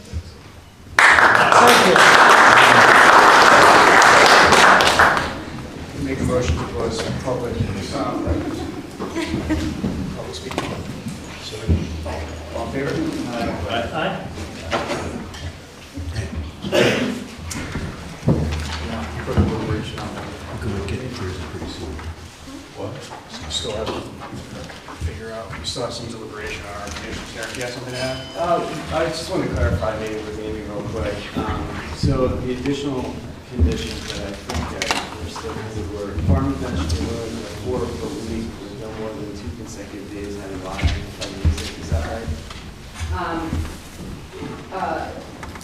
So farm events should be limited to 4 per week with no more than 2 consecutive days having live amplified music. Is that right? Right, so instead of saying farm events, we were saying licensed catered events. And the distinction there was, we're not counting, the 25 second graders that come on Tuesday morning. Yeah. That doesn't count as one of the board has. Right. Yeah. So other than that, yes. Sure. But otherwise, it's stated accurately. Well, and is that the one that said 4 hours, or did we get to that? And then there was an additional licensed catering event should be moved to 4 hours duration to set up and clean up. Is that right? Yep. Okay. Is there anything else that was proposed additional to what you had. You just look through my notes here. And obviously this would amend, what you've written. Yep. For number 6, A through G, or H. That captures everything I had. Thanks, Derek. Yeah, no problem. So I think what's for the board is really a deliberation on whether to approve the site plan as presented with the proposed conditions as they've been amended. And so I think it's just up to the board to deliberate. I think we need to consider some other amendments here. As again, one of the issues I raised earlier is currently construed. They're allowed 208 events a year.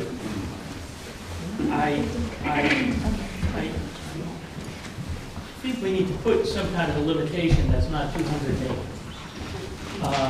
Again, because what we're talking about is events that are impacting driving through town, public safety, everything else that goes along with this. As I said before, what we're looking to do here is support the farm and events at the farm, but not turn this into a venue. And 208 events, catered events, it's no longer a farm, it's a venue. So I think that we need some kind of amendment here that stipulates where that is. The other issue I certainly have concerns about here is, as it's written, they can start music at 8:30 a.m. on Sunday, as this is written. I think that we need to put maybe some more brackets around the timing of some of this activity with respect to music. And so I think there's some more amendments that we need to talk about here for section 6. I don't know if you guys have other opinions about that. I'll raise those two on right. Do you have a time suggestion? Well, I mean, I'll ask. I mean, do we require that events on Sunday start at a later hour?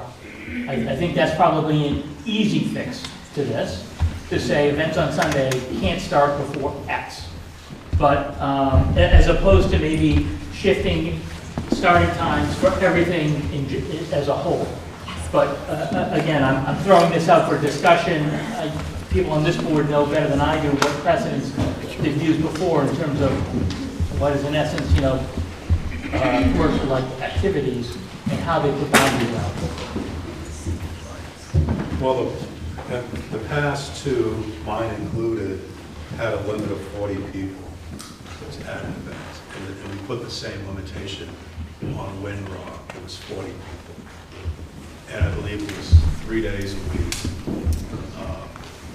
And it's emphasized in mine very heavily about the noise ordinance. That was what the neighbors were worried about. And of course, as you know, we ended up, we didn't do it. We went and sought other places to do our business. So, we have a history of 40 people at an event. We've done it twice, so I think that's a starting point. Are you saying it changed to 6E? Well, I agree with you, Mike. I think it just sounds like this could just turn into an event space with 208 events a year. Matt was so proud of that. So I think we need to Your put go-to those times. limits somewhere, which maybe we need to meet again with council. I think, Amy, you mentioned most of your events would be between June and October, or June through October, right? Yes. And then, how many events in those other months do you think you might have? I mean,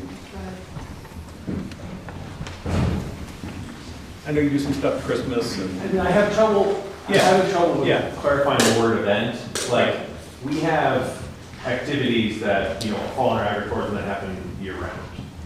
As far as events where we have, over 100 people coming, we don't, to date, I don't think we've ever done any of those in the winter. And the main reason is we don't have parking, because our fields are covered with snow. So, just physically winter, we don't have more than the store parking lot space available to us. And also, I know this is a soft thing, just to clarify, like, we're not looking to be an event space. We're not looking to have festivals. We're not looking to open hotels. We're looking to sell the food we grow. Historically, we've had 28 events at the farm. That included what we're talking about today, catered music, or catered live music. Are you talking over the course of the year? Over the whole year. We're not looking to double down, triple down, quadruple down. So we try to, approach this so that it's broad enough that it gives us the flexibility to adapt. But, like, this is not set in stone, but I know for a fact that, like Nicole and I have already talked about next year's schedule, and it's the same as this year's. We're not trying to add more music than we already did. But understand, Jeremiah, one of the concerns here is, if we were to just say, the 4 events a week per week. It's 2. Excuse me, it's 4. With music, it's 2. It is 4 licensed catering events a year, please, a week. And trust me, what you're saying makes sense to me. You sell that farm, and we've allowed this, the next person can say, by right, I can do 200 events a year. That's the purpose of this board, is to make sure that it's not just what's going on now, but what goes on over the longer term. And I think somebody on this board mentioned it. The rationale here is everyone loves Newfields for the way it is. And it's the way it is because this board and other boards are doing their job. It's not fun, but we can't just let everybody do what they want and then come back here and say, well, this is what I'm doing. We're trying to work with the farm to say, okay, we want to understand what you need to do, but you also have to understand we need to make sure it fits within everything else in the community. So if what you're saying is you're talking about 30 events a year, great, let's work with something here, as opposed to leaving it open-ended, 4 events a week for every week during the year. That's what I'm suggesting here. So I think we can probably figure something out, given these numbers. Maybe ask the applicant if they have a suggestion. We do have a suggestion. And I just want to preface this. This is our, worst case scenario, which is why we didn't propose it, okay? But we do have a proposal, which would be to put in a cap of 50 events per year of this type of event. So leaving everything else as it is, except that for events that have up to 300 people, there would only be 50 of those a year. So E, occupancy is limited to 300 guests. That type of event would be limited to 50 events total a year. So that's twice as many as last year. Yeah, didn't you say 28? So a little bit less than more than twice, yeah. But what we're trying to do here too is to not have to go through this, educational process that we've gone through over the past several months every year when the farm grows by, 5% or 10%. If we just lock in at 28 events per year, there's no flexibility. So we're trying to meet the need of, okay, if 200 and whatever the math comes out to sounds like an event center to the board, which, we don't agree with that, but we understand what you're saying, we understand the concern, we would be agreeable to put in a cap for these large events. We're talking about a cap on the licensed catering events. Yes, so there would be, large licensed catering events. We would need to then... How are you defining a small licensed catering event? Right, we need to put in the 4. So I think it would be anything less than 150 probably is what we were thinking based on my notes. Why not characterize it by live music? Hold on. Rather than big and small. Let's leave the music on this one. So you're proposing 50 events of 150 people or more, and how many events of 150 people or less? That would be subject to the 4 events per week with live amplified music limited to 2 events per week. So let's say, for example, just hypothetically, every single of the first, they went through 50 events, and every single one of them was a big event. Every single one of them had 200 people. And that took them through, I'm just making stuff up here, August. Then for the whole rest of the year, through the rest of their agritourism season, all they could do is events of up to 150 people following these rules. Up to 4 licensed catered events per week, live amplified music limited to 2 events per week. Or they could sprinkle it in. They could have some smaller events, and then some larger events, and then some smaller events, and then some larger events.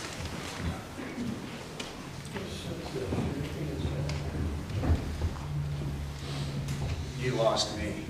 On that. That's saying that they get a 50 large and another additional number of up to 150. I mean, to me, that's really pushing towards this is a venue. Look, I get you're doing 28 events, fantastic. You want 50 events a year of licensed catering events. I think that's reasonable.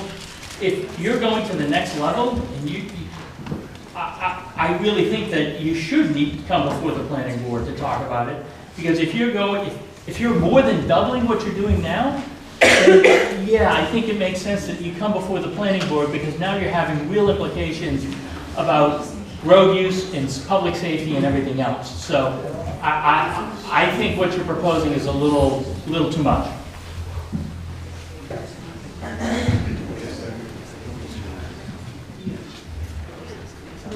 So we're just, if you guys should just give us a minute, Jeremiah's going to try to clarify here.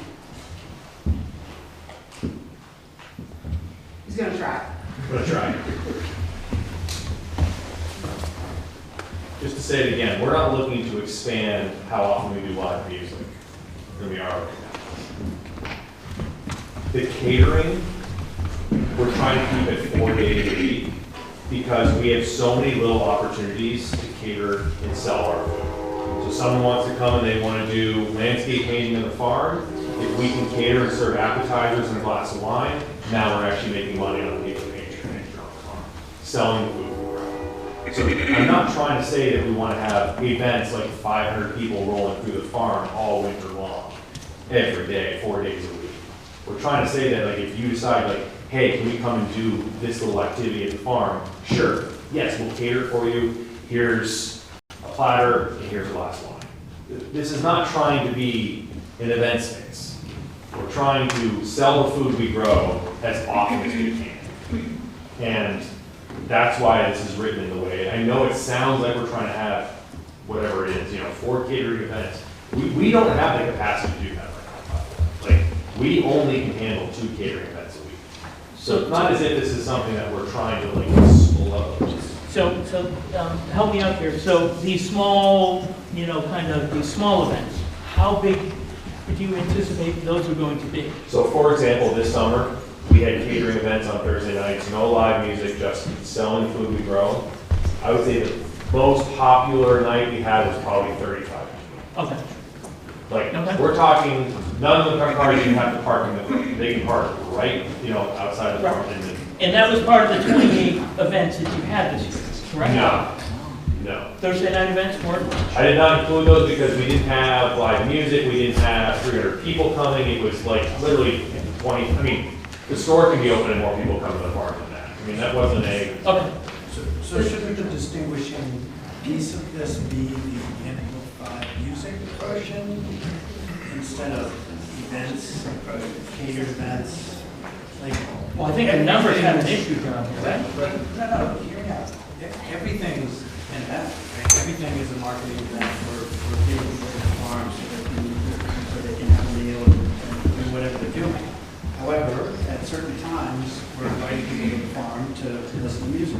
So it seems like the amplified music portion is what draws the bigger crowds, and frankly, only takes place during the summer months, spring, summer, fall.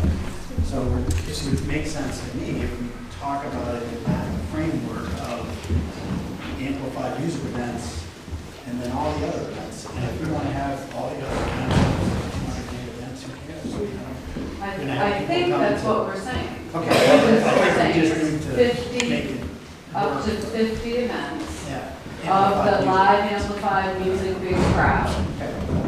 And then these other, I mean, I don't want to say rinky dink like I'm denigrating them, but, you know, this. Non-amplified music events. Yeah. Yeah. Yes. And so leave the number the way it's written, but modify the amount of amplified music events. Does that make sense to anyone? So, as that's, I agree with you completely on that. I think it's a better way to define it.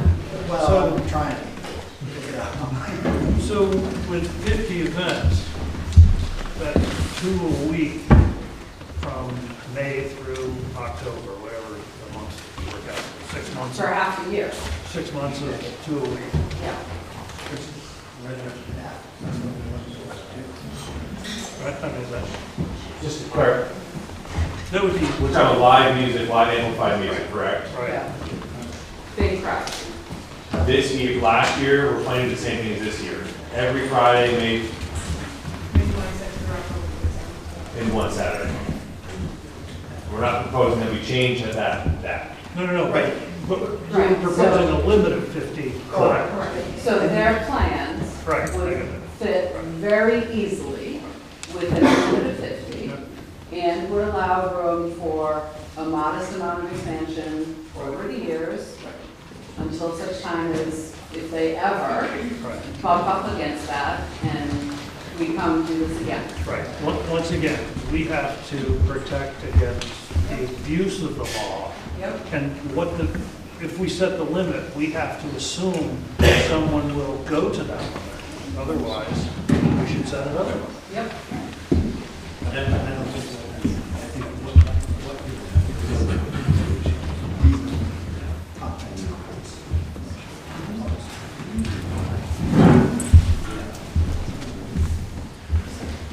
I think I think nod your head. I think that is a good framework to put it in. Well, and I think all this is based on the decibel level. If the decibel level is acceptable to the ordinance when tested, a lot of this is a non-issue. Right. It's a complaint always.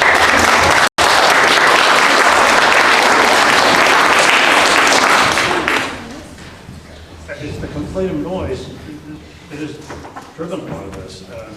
I can appreciate this, and I think we need to protect the neighbors. They live here for the same reason you live here. They love it.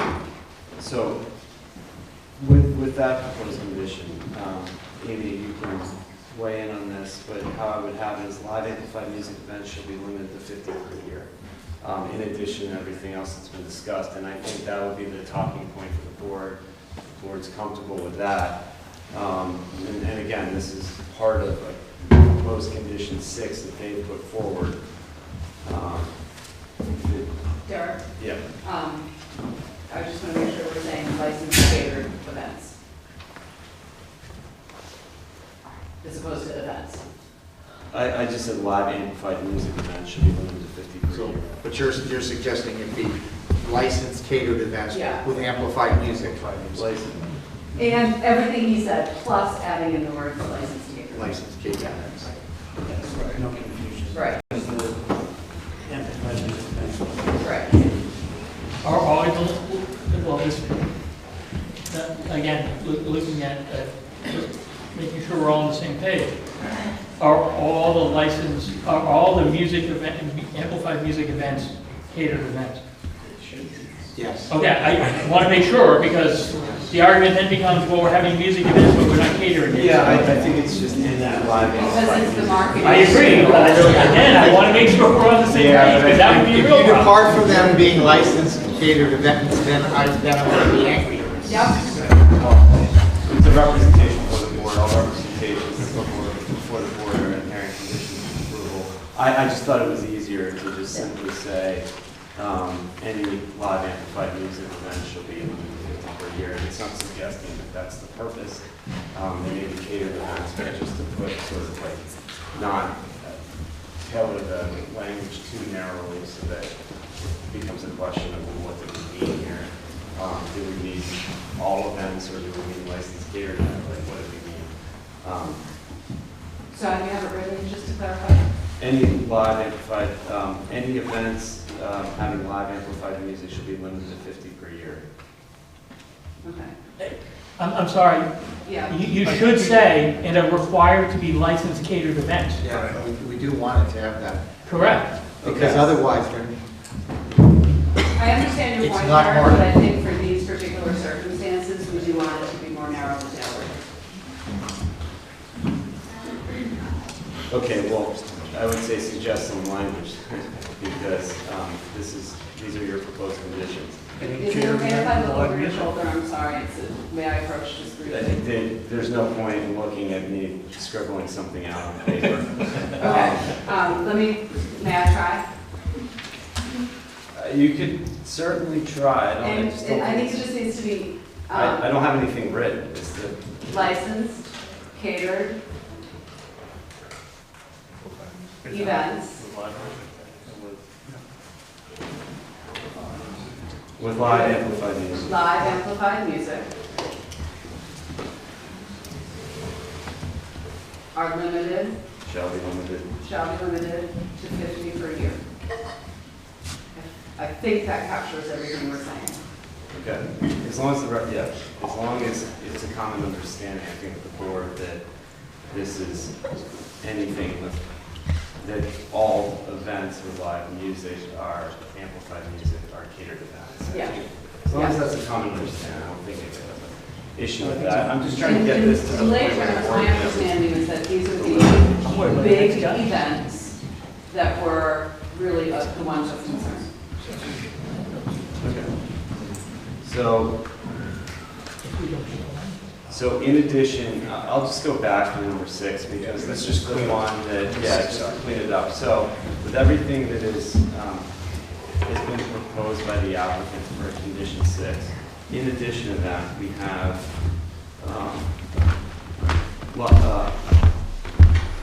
catered events should be limited to 4 per week with no more than 2 consecutive days having live amplified music. I'm sorry, licensed catering events. Licensed catering events should be limited to 4 hours in duration, excluding setup and cleanup. Licensed catering events with live amplified music should be limited to 50 per year. That's what I have in addition or as an amendment to what was proposed for number 6. I don't believe we've modified or at least discussed any modifications to the other proposed conditions. So I guess it would just be. I have one more comment on 6, and I'll go back to it. I think, again, recognize this is a noise issue. We should, I'm asking you, are you comfortable with limiting music events on Sunday to start after, let's say, noon? Is that a problem? I mean, you didn't have any music events this past year on Sunday, correct? We did not. Okay. Again, recognizing Sunday morning music starting at 8:30 is, I'm not thinking that you're gonna do it anyways, but having that restriction in there, again, I'm thinking beyond you. Yeah. Having that restriction in there, I think makes sense. So, is there, like, starting afternoon, I think is reasonable, that allows you to do a Sunday afternoon event.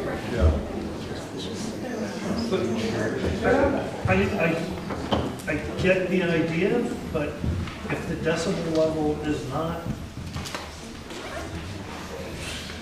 onto the neighbor's property at 60 decibels or whatever it is, I guarantee you we will, there's the potential for getting complaints because it's Sunday morning at 8:30, people are hearing you. but excuse me, but if they're not allowed to hear music, then the police. I get your point, Mike, I get your point. I'm just suggesting that if the board doesn't want to do it, the board doesn't want to do it. But again, recognizing that 90% of the issue here is this, I think this is reasonable. Again, they haven't had any music events on Sunday. It's not a huge limitation. You're just saying wait 4 hours before you start with the music. I think it's a reasonable request. And I think it also goes to the point of what we're trying to make here, which is the next guy down the line who's contemplating this type of activity, this is something they should reasonably expect when they come before the board. What do you plan on doing Sunday morning? Music. So the only plan, and it's not something that they've done yet, would be serving sort of a brunch type setup. So, 10 a.m., something like that. With So lots of rock and roll. We deemed the person that needs rock and roll, and I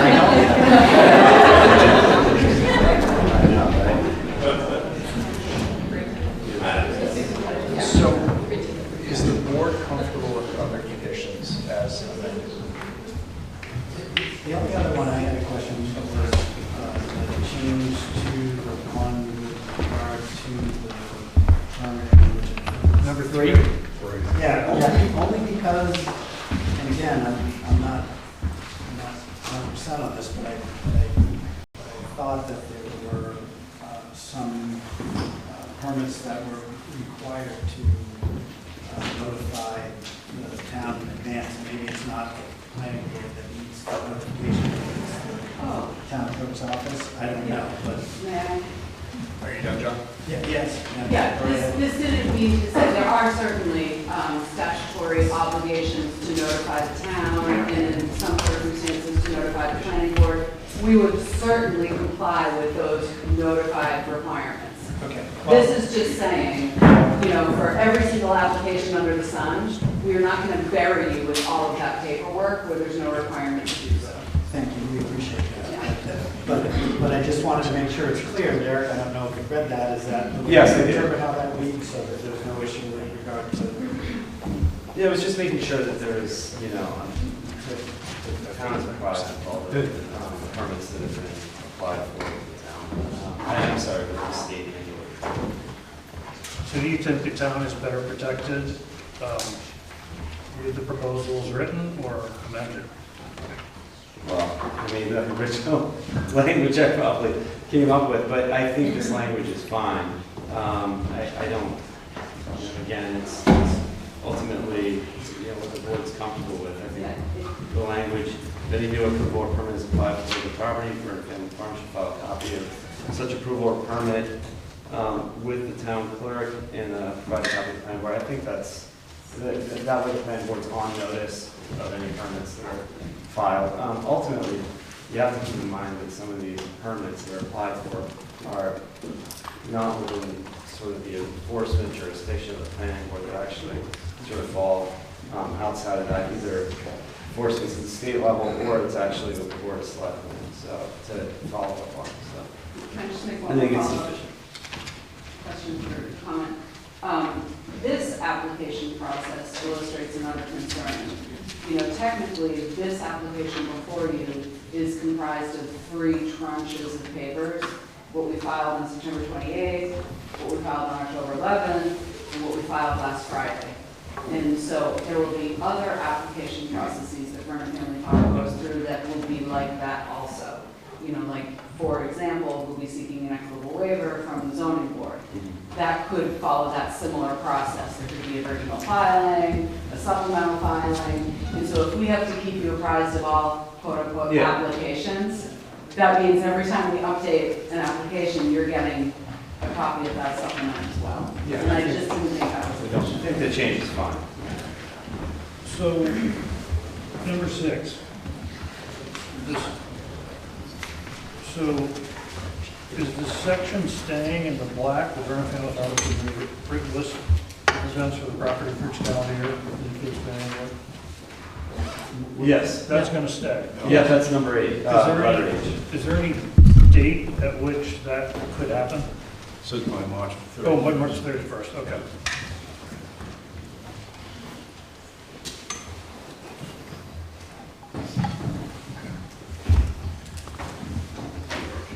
you, Oh, all right. Number 7. That looked like it was added and then crossed out. Any changes to the list of approved events here submitted to the planning board? No, number 7 is in. Yeah, I know what you're talking about. You're talking about the language underneath that is stricken, and I think that's fine because that goes with the changes that they proposed to number 6. Okay. Yeah, it's just a follow-up to make it consistent. Okay. Question for the board about G2, and again, this is looking at the numbers issue. Are we comfortable with that number with respect to safety dealing with traffic? well, they're gonna have to get a DOT driveway permit based on these numbers. Or are you talking about I think from the way I've been reading all this, that if it starts backing up, if they can't control the parking, it's gonna back up on 87. Correct. Then it becomes a police issue. And then, but DOT, I think, should definitely be made aware of the number of events that are gonna be happening out there, because that could change the driveway permit. I'm just wondering because they don't have to notify the police department unless it's going to be more than 125 guests. May I clarify? Sure. G, small letter I, is any events for which the state liquor commission is required to be notified. So that means using their catering license. Okay. So if they're catering an event for 5 people and they need to notify the state liquor commission, they'll be notifying the town. Great, perfect. So 125 was a catch-all in case there's no catering, but there's going to be a lot of people. I understand. Yep. Thank you. Yep. So what we're thinking about on that is that it will be up to the police department, once they're notified, to monitor and decide whether something's needed on site. Yes, and when you read that together with number 7, Right. that's our acknowledgement that it is up to the police department to Yep. decide and that they will pay. That they, the Vernon Farm, will pay.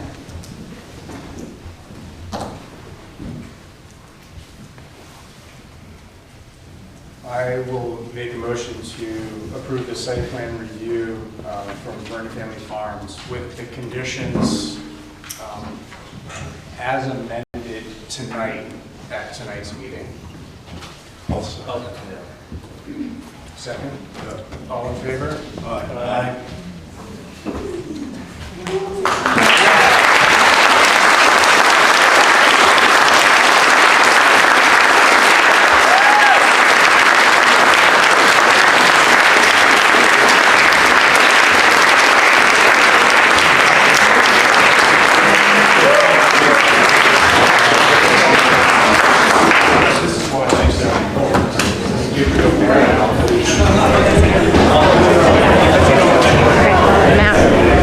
You gotta be, bye, Ricky. Yeah. Yeah. Bye, Ricky. Go ahead.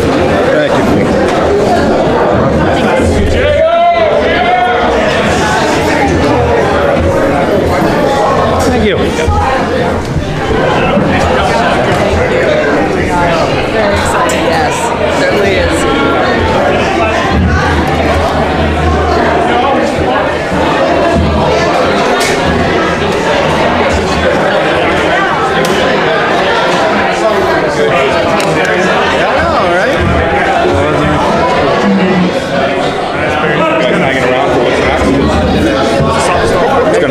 It's gonna be great.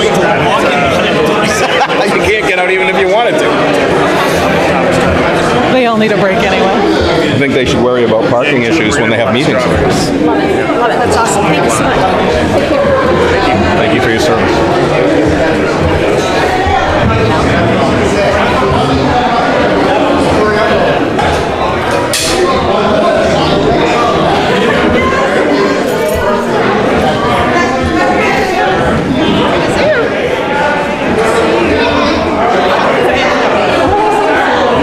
Good. Indigo.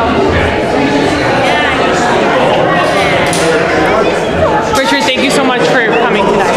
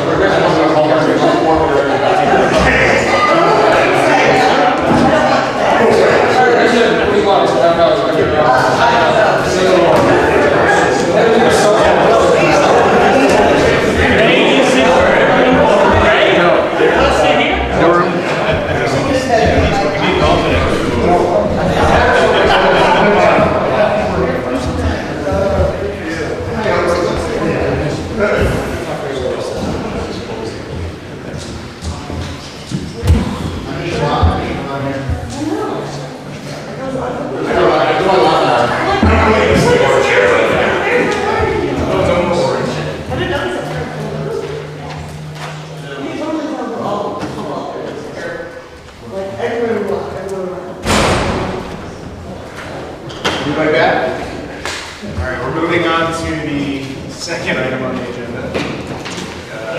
Garrett Rowe. Still awake? The floor is yours. Thank you. Thank you, Mr. Chairman, members of the board, members of the public. For the record, my name is Bruce Scanlon with Manual Engineering and James Barham Associates. We're here representing Olive L. Rugg Trust, and part of the family is here with me tonight also. Do you have any kids that are going to do any dancing for us?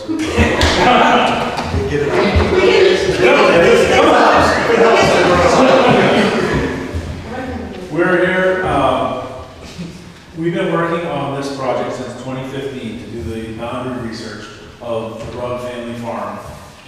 Our office, along with Don Wilson, has done the deed research, and before I bought James Barham Associates, I had hired James Barham Associates to do the field work on this project. The bottom line is that the land spanned both in Newfields and into Exeter, and is out just before Oaklands Road, if none of you are familiar where the Rugg family farm is. There's a large, expansive area right here that is the Rugg family farm, where Rock Crest Gardens is currently operates out of. This field here is part of the landscaping business, and essentially this is the Oaklands Road here. This is Piscassic Road here. This is the Deer Trees subdivision here. The farm runs all the way up to about this point, and then across, and then back up. This is the Woods Road, if any of you are familiar. It's parallel to Oaklands Road that runs up to the old fire tower off of Oaklands Road. So basically that runs along the property line. The family is very interested in putting this into a recreational easement, put it into, so that it would not be developed. But as part of that process, we need to have a subdivision prepared. Our office, after working on the boundary survey, has prepared a cluster subdivision to work on the densities and baselines of on the property. We use the Newfields regulations. Almost all of the subdivision is in Newfields, except this red line that runs across the property here. There's 3 lots that are partially in Exeter. We could move those. We just put this together as a first go around. We also have this application in with the Exeter Planning Department, so that they will also see this. I spoke with, we submitted it, must have been on November 17th or 18th, so last month. We have not been before their board. But most of the work is, of course, in Newfields. We use the Newfields regulations as a baseline to do all of our calculations. The total parcel is 7,396,000 square feet with some change. The calculations show that you take away all the land that is either wetlands or steep. These, I'd call it pea soup green areas, are either wetlands or steep slopes. So they call this on the farm the ledges. So this area is too steep to be counted as part of our lot calculations. So we took our lot, I'm working off of C3, it's also on C2. So either of those drawings, there's a box and it talks about those calculations. So the calculations, we take 169.8 acres, there's 32.67 acres of wetlands and steep slopes, that leaves us with 137. Your regulations say to take 10% off, so you multiply that number times 0.9, you end up with 123.4 acres. The regulations say you take that and divide it by 2 for the acreage per lot, and you come up with 61.7 lots. It says that you round down, so we said 61 lots would be allowed on this lot. Then we looked at the density bonuses. There's public access currently, and for the last many decades, the family has allowed public access. We would propose in this imaginary subdivision that we hopefully never happens, but could happen, that this area would have that public access also. So we have taken a 5% bonus for that, and view shed protection bonuses. All of the new lots are, I didn't measure it, my guess is that this is about 500 feet back. So we're not changing the view shed other than the 2 entrance points of the 2 driveways. This driveway is on an easement of a lot that was subdivided previously off the farm. That work I had done in 2006. So there's an easement through that. So there's a driveway, or the road would be coming along that. And then there's a 90-foot area along this side, which is before Derek Rugg's lot on this side. So we're making a loop road with 2 little spurs off of it to come up with our density of 67 lots. We are counting the original farmhouse as a lot, so that that would be maintained in this mythical subdivision. We have looked at central wells, so there'd be a water system that would supply 66 of these lots. And we have, also, we've provided 2 large leach fields. Each of those could handle approximately 20, I'm just making sure I get this right, just under 20,000 gallons per day. So if you take 4-bedroom homes times 66 lots, you come up with 39,600 gallons per day, and half of that would go to each of these lots. So we just subdivide off and put all the leach field waste here, and this would all flow away from the wells also to here, so that we'd have plenty of separation distance.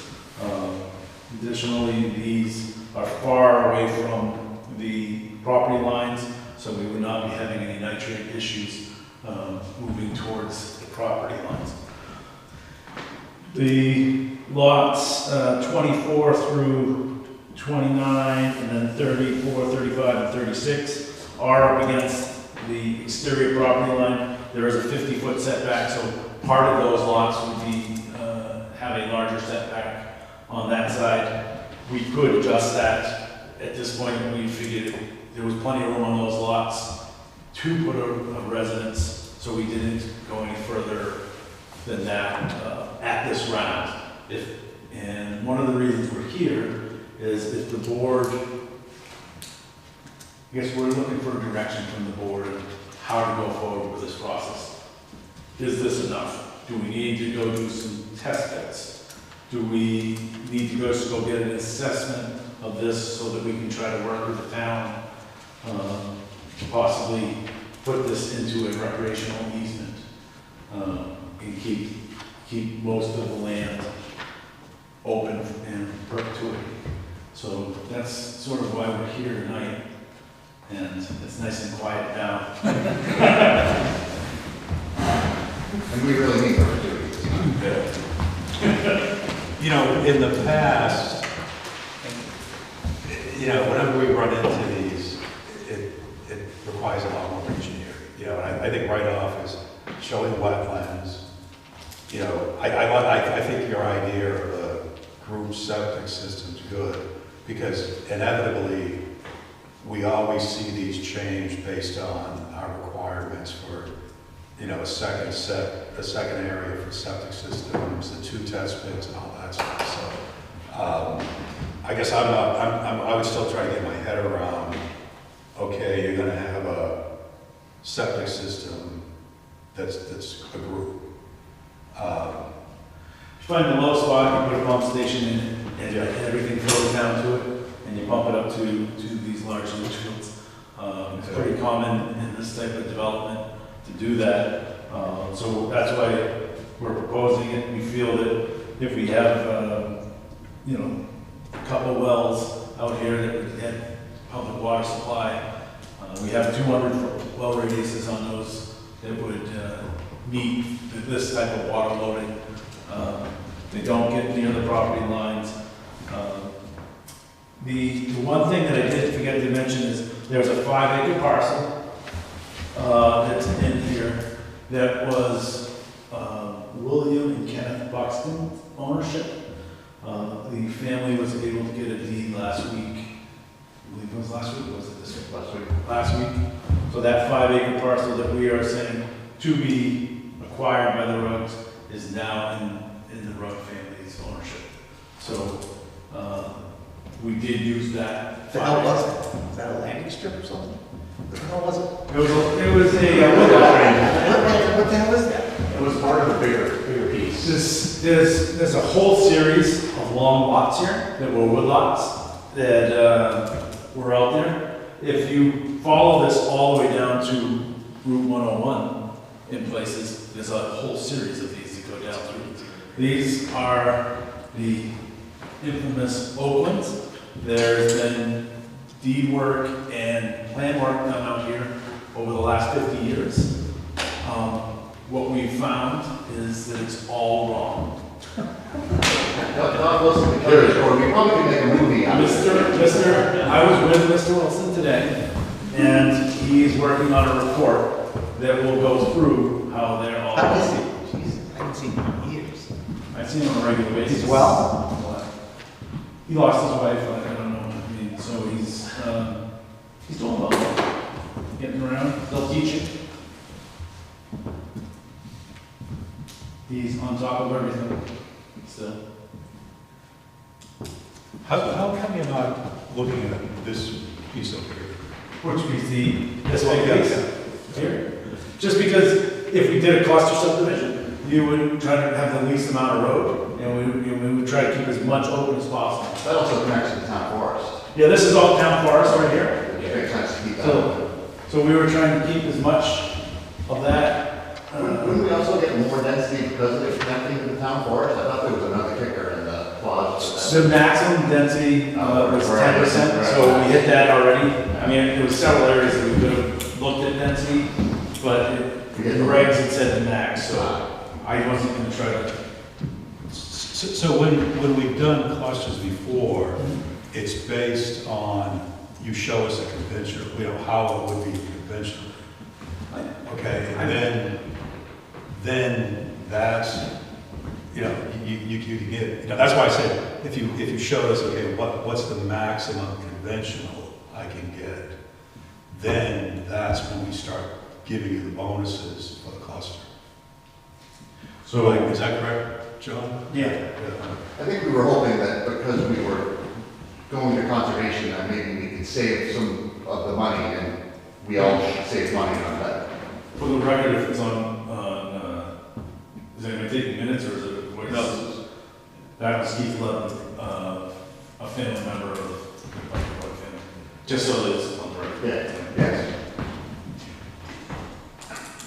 So when I read through the regulations, it didn't specifically state that. It talked about these calculations as the way you do that. So we didn't go down that road of trying to do a traditional subdivision because that's not the way the regulations read. We're fine with trying to do something if the board absolutely wants that, but what our general feeling was is that showing what could be the maximum for a cluster without trying to, you know, I mean, I could put roads through here, I could come back and forth, I could put another road out into Exeter and come around. If that's what the board wants to see, I mean, we can cookie cutter this up, but I just didn't know if that was just an exercise at this point.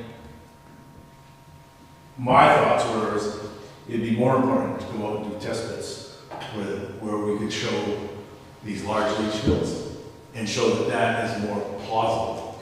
Because if that's plausible, and I would say, you know, if we did 2 or 4 test pits under these large leach fields, that would make it, you know, as a designer, because I have a septic designer in my fees, that's where I would be more concerned that this is a plausible type of application moving forward.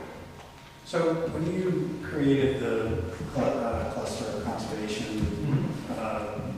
did you kind of like base that, kind of extrapolate it out on what you thought might work conventionally in order to come up with your numbers? And if you've already said how you've come up with this particular plan, forgive me, I missed that. So we got the USDA soils, and we looked at the soils. We looked at some of these, USDA soils show wet areas that are much larger than what's out in the field.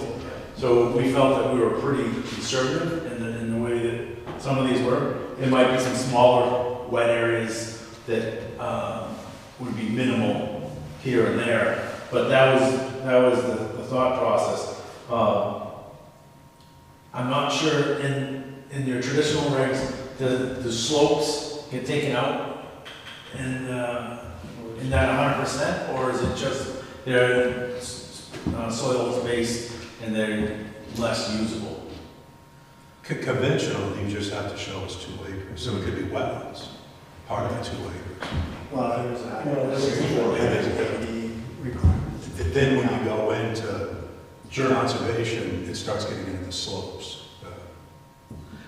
So, like I said, I'd be more than glad to try to break this up into that. There's a lot more land there. Most of these lots are, we're all over, I think they were all larger than a half an acre. Well, what's your take on that approach? Is that a reasonable approach to come up with a number for? I think in order to comply with our regs, we have to look at conventional. As a yield. That's what I thought.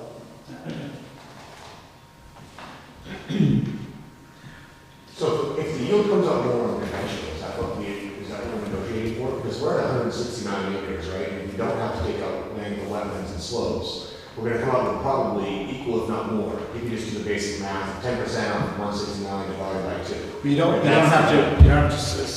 have to subtract out the wetlands, but in calculating the size of the lots, wetlands can only be a certain percentage of any lot. 40%, correct? So you need to know what the wetlands are in order to do that. It's less than 20% of the whole lot, you know. So it's not as if the wetlands are, I mean, you can just see it on this. Yeah, it's not as if they're riddled with wetlands. It's not riddled with wetlands up front, which this is already in Derek's lot, and this lot is all in Mr. Wiggins' lot. So really, you got some wetlands right here that straddle Derek's lot that we're gonna have to cross. But other than that, most of it is, you can, you know, if you ran a road here and a road here, these could be the back parts of the lot. A lot of these lots, around like this circle, I think we're over an acre already, or approaching an acre. When I spoke to JJ Barrett. So Glenn, how would, if they did a conventional, could they still, I would say yes, utilize a group septic system?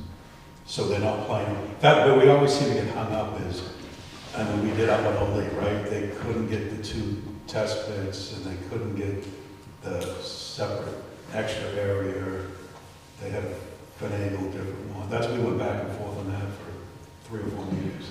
I don't think that our ordinance prohibits it, but nobody ever does it.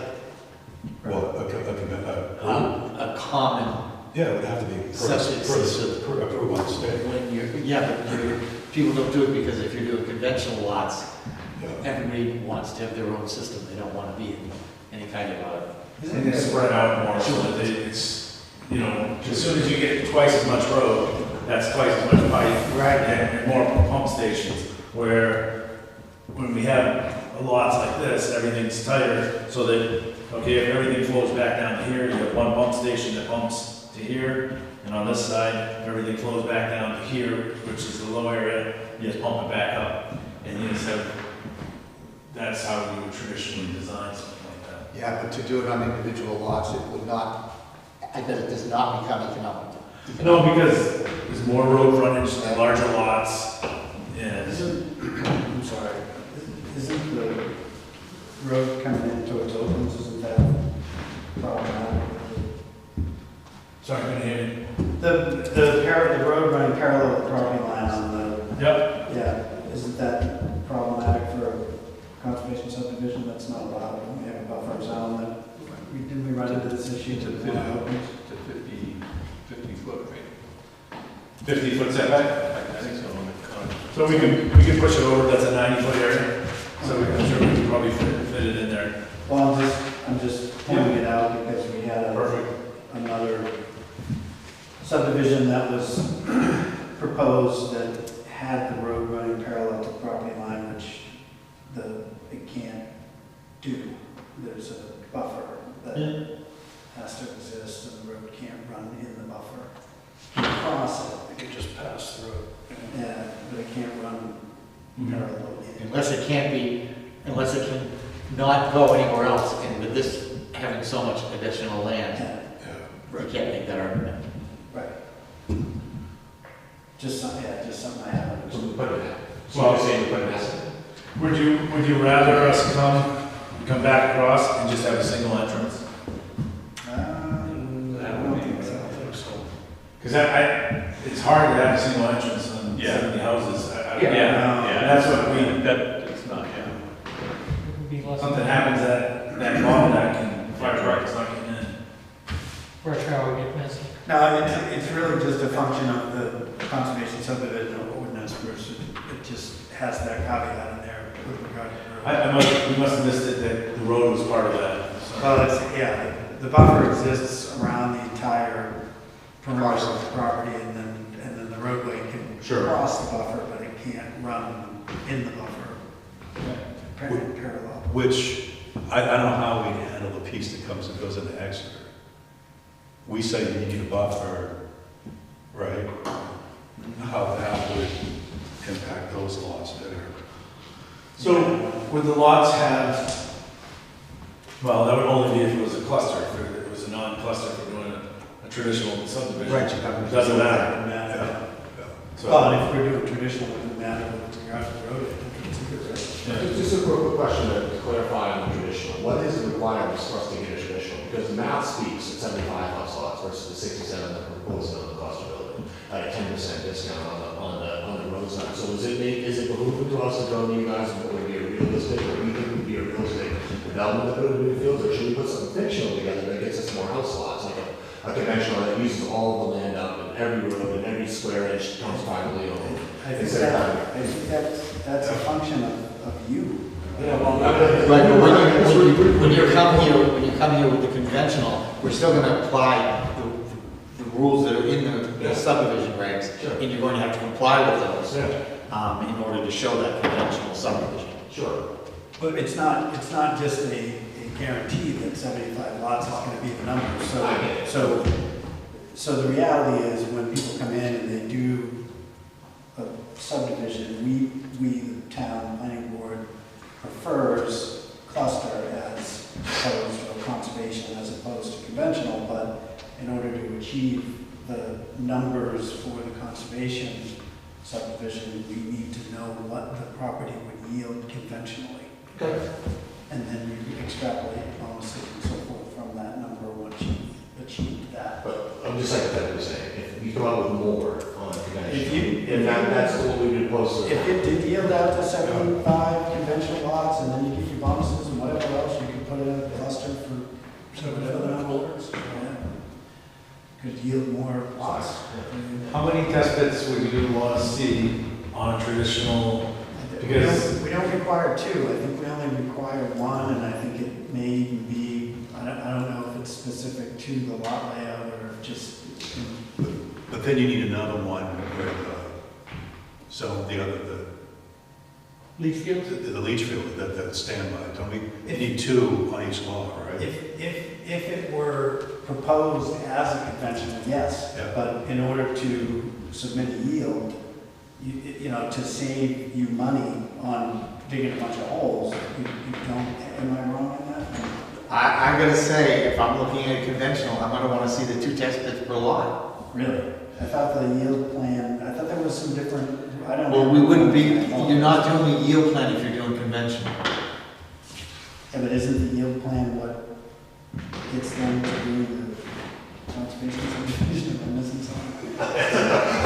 On the first meeting, we talked about not needing the 2 tests. But well, so just to go back on what we're trying to do at the meeting is we're trying to sell this conservation. So like Southeast Land Trust has done just about everyone in the Seacoast has never done 2 test pits per house lot for a subdivision, right? So for a yield plan. As I was been saying to a lot of people, this all comes down to a point of negotiation. The town wants a fully engineered plan. We're just going to sell it, right? So we get down to this point now where we talk about what we want to know, what the proposed value is, so we're trying to figure out how many house lots there are, and then it's up to you guys to tell us how much engineering we do. The more engineering that we put in, the more we're going to want to sell it to you guys for, right? So that's why we're here informally, is so that we can then kind of, back and forth a little bit, so we can figure out what works best for the town. If we're talking 100% engineered, we're probably looking for 46% of the value of the land to sell it to the town versus probably something 38% or whatever. And that number negotiates on us, and that's really what this all comes down to. We don't mind, we'll put the money in because it's only going to pay us more at the end, right? But at some point, it seems to be like it's insanity. We're trying to work together with the town, we're expecting the town to work together with us. That's how big deals get done. And if it wants to go the whole way, then let's go the whole way. And that's what we're trying to come to an agreement on. So that's like, Bruce is trying to come up, like, when me and Bruce were talking about this, and Keith, of course, workforce housing came up as a subject. And we didn't want to go to that subject with the town because we want to sell it to conservation and be a friendly deal, right? So like, that's what we're trying to come up with, and that's the intent of this meeting. So coming back to you guys, what is your requirement to us, for us to come to this next formal meeting, which we made a request for butters, and there'll be a bunch of people here, I'm sure, to hear this. What is it that we can come to you guys for, so we can expedite this? Our intention is to try to get a purchase. Would that be the case? This is the first time I've looked at this plan, so I'm happy to look at this over the next couple of days and tell you what my thoughts are. But I really can't just say that tonight. Yeah, totally. That's what we're doing informally, right? So we have some time to look at it, we have some time to talk about it, and kind of think what is going to be the best plan to try to execute this. I'm under the assumption that the town does want to buy this property as recreation. I know the 250 people I saw. I think that's true.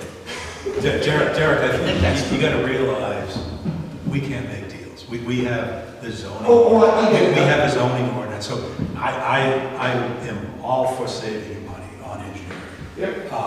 But we have this book and ABC. We have to do little check boxes. I get it. There's variances to every zone, right? I mean, there's always an exception to every rule. That's why you guys have boards, and that's why we have committees. And you're welcome to skip over steps if that you feel it's deemed in the town's best interest. And so that's why I'm putting it to you guys, and you guys can decide. Like I said, it makes no difference to us. It's just us trying to pass it all the rest of you guys. You want us to go through the full steps, that's fine. We'll get the full dollars. You want us to expedite this and try to make something that works for everybody. We're happy to talk to you guys. And again, this is not contentious on my part at all. Really, it's what we need to do to prove it to you guys. And I think the only reason we kind of went down this path was in the first meeting that we had, what was that, 3 months ago or 6 months ago? It was implied that there were some ability to have a lower detailed plan, and I'm pretty confident we even talked about the one test bed versus the 2 things. Yeah, well, but I mean, whatever we gotta do, we gotta do, but.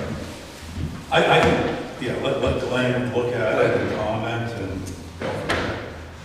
Yeah, then let's go from there. And that's like, I'll give word back to the board and to Bruce. Good. So tomorrow we have a meeting with DEPA for the national grant. So we're trying to get some money out of the federal government. They just passed a $100 billion bill a couple years ago for recreation money through some COVID relief package. Southeast Land Trust is pulling in this other federal group that specializes in this exact kind of conservation project. They're pretty confident they're going to get some. They feel the need, the density is there. And so she's coming tomorrow to do a walk around. I'm gonna spend the afternoon showing her all the trails. But, I mean, just for people that aren't familiar with what's happened over this last couple of years in our properties, that we now have, and as one of the neighbors was mentioning over at Deer Trees, all that connects to us, right? And so we now have hundreds of people per weekend turning through our property, riding bikes, walking, dogs, occasionally maybe even on the north side. I've seen some markers out there. But at the end of the day, it's been a really heavily used piece of land, right? And so I think that it seems to be the interest in the town, at least the people that I've been talking to out there are very interested in purchasing this piece of property. For this, just that kind of under recreation. We didn't want to try to do it under conventional conservation because at the end of the day, people need to do what they do. Just past example, V&V's, they spent a ton of money in working with us, going through this conventional, going through, and then out of the blue, a fishing game or somebody came up. So, I mean, maybe you just keep on going with these people with the money and say, yeah, just give us some time. Yeah.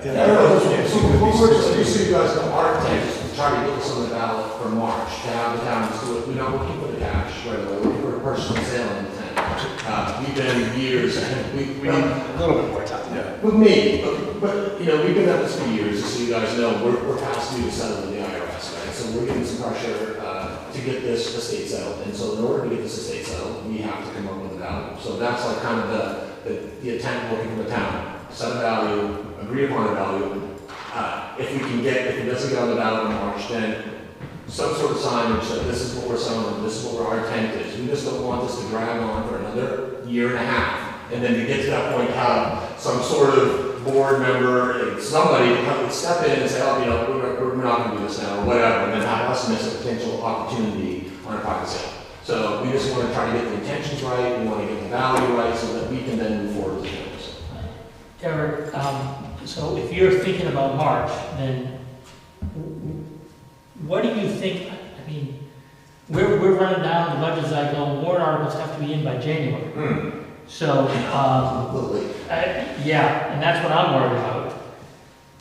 Give me a sense here what you guys are thinking. Well, anybody knows, I've been asking everybody that I know, nobody's going to answer this question, what is the lot in Newfield selling for? Like Heath Drive has one for $275, it's a piece of track lot, it hasn't sold, so we may not be able to use that. What is the value? So that's what we're trying to figure out. Like, I would think Southeast Land Trust sold the town of Newfield 180 acres 20 years ago for $7 million. There's a formula there. I'm sure there is, right? There's 330 acres. No, it was Dalzone got a lot of money out of that one. It was 180 acres in Newfields, right? And the other portion of the land portion was sold out. Newfield's portion. So we have a formula in place for what I think is a precedent already set. Well, now, there is an extra portion. But you're assuming, we can go here all night, but you're assuming you get the same density that he got. He went through a lot of hoops to show. We're just going to ask the density that we're I understand. He had 3 different designs, conventional, before one of them was approved, so that he could have the numbers to go with. And again, we're not going to try to be as contentious as that as trying to push through a full engineered plan. And that wasn't our intent. Our intent is just trying to kind of come up with what the town's comfortable with, what we're comfortable with for a house lot. I understand, but we're constrained by the regulations. Yeah, right, that's what we're trying to do. Joe's actually reached out to the legs. He's But yeah, so that's what our intent is. And we just want to try to figure out what you guys are requiring from us to be able to get to that value. And what kind of money is SELT and these other organizations thinking that they can get to do this? So there's going to be a yellow book evaluation. Are you familiar with that term? Because I'm not really all that familiar with that. There's a yellow book evaluation that the federal government puts together based upon the latest real estate, right? So they'll take our area, that amount of money, whatever it is, that their formula, and they come up with the yellow book value. The yellow book value is what the percentage that they'll pay on. Correct me if I'm wrong, up to 50%, I think is what she said, the federal government, that grant would kick into on the yellow book value. There was a couple other grants, Southeast Land Trust was talking about, like water protection, and because we're not, using the water. There's a numerous ones, so they weren't really 100% sure what they could offer, but that's why we're trying to get together with the town, so we don't even know what we're selling for yet. And once we can find out what the value of this land is, $6-7 million or something of that nature, I would imagine, we then can go to Southton and say, this is the enrollment number, this is the number we can get you guys, this is the number that Exeter's gonna pay, this isn't all Newfield's. No, and I get that, Derek, and process-wise, great. My concern here is, are you guys thinking that you'll go to the town to get a purchase and sale for, let's just say, 7 million, X millions of dollars, without the town knowing what other money is coming to the table? No. Okay, because that'll never fly. Okay, I just want to make sure we're on the same page with that. Yeah, no, what we were thinking from talking to Blaine is that they would come together with what their proposed suite is, right? And there's gonna be a lag time because it's federal government, so we don't. That's what I'm worried about. Right. Is that they won't give you a number till May. Right, and if that's the case, we always can write in any agreement, can be written any way we want, so we can say that, contingency of, in that kind of purchase and sale agreement. Again, it can be as loose as we want to make it, we just want some sort of intent for it, that's all. Okay.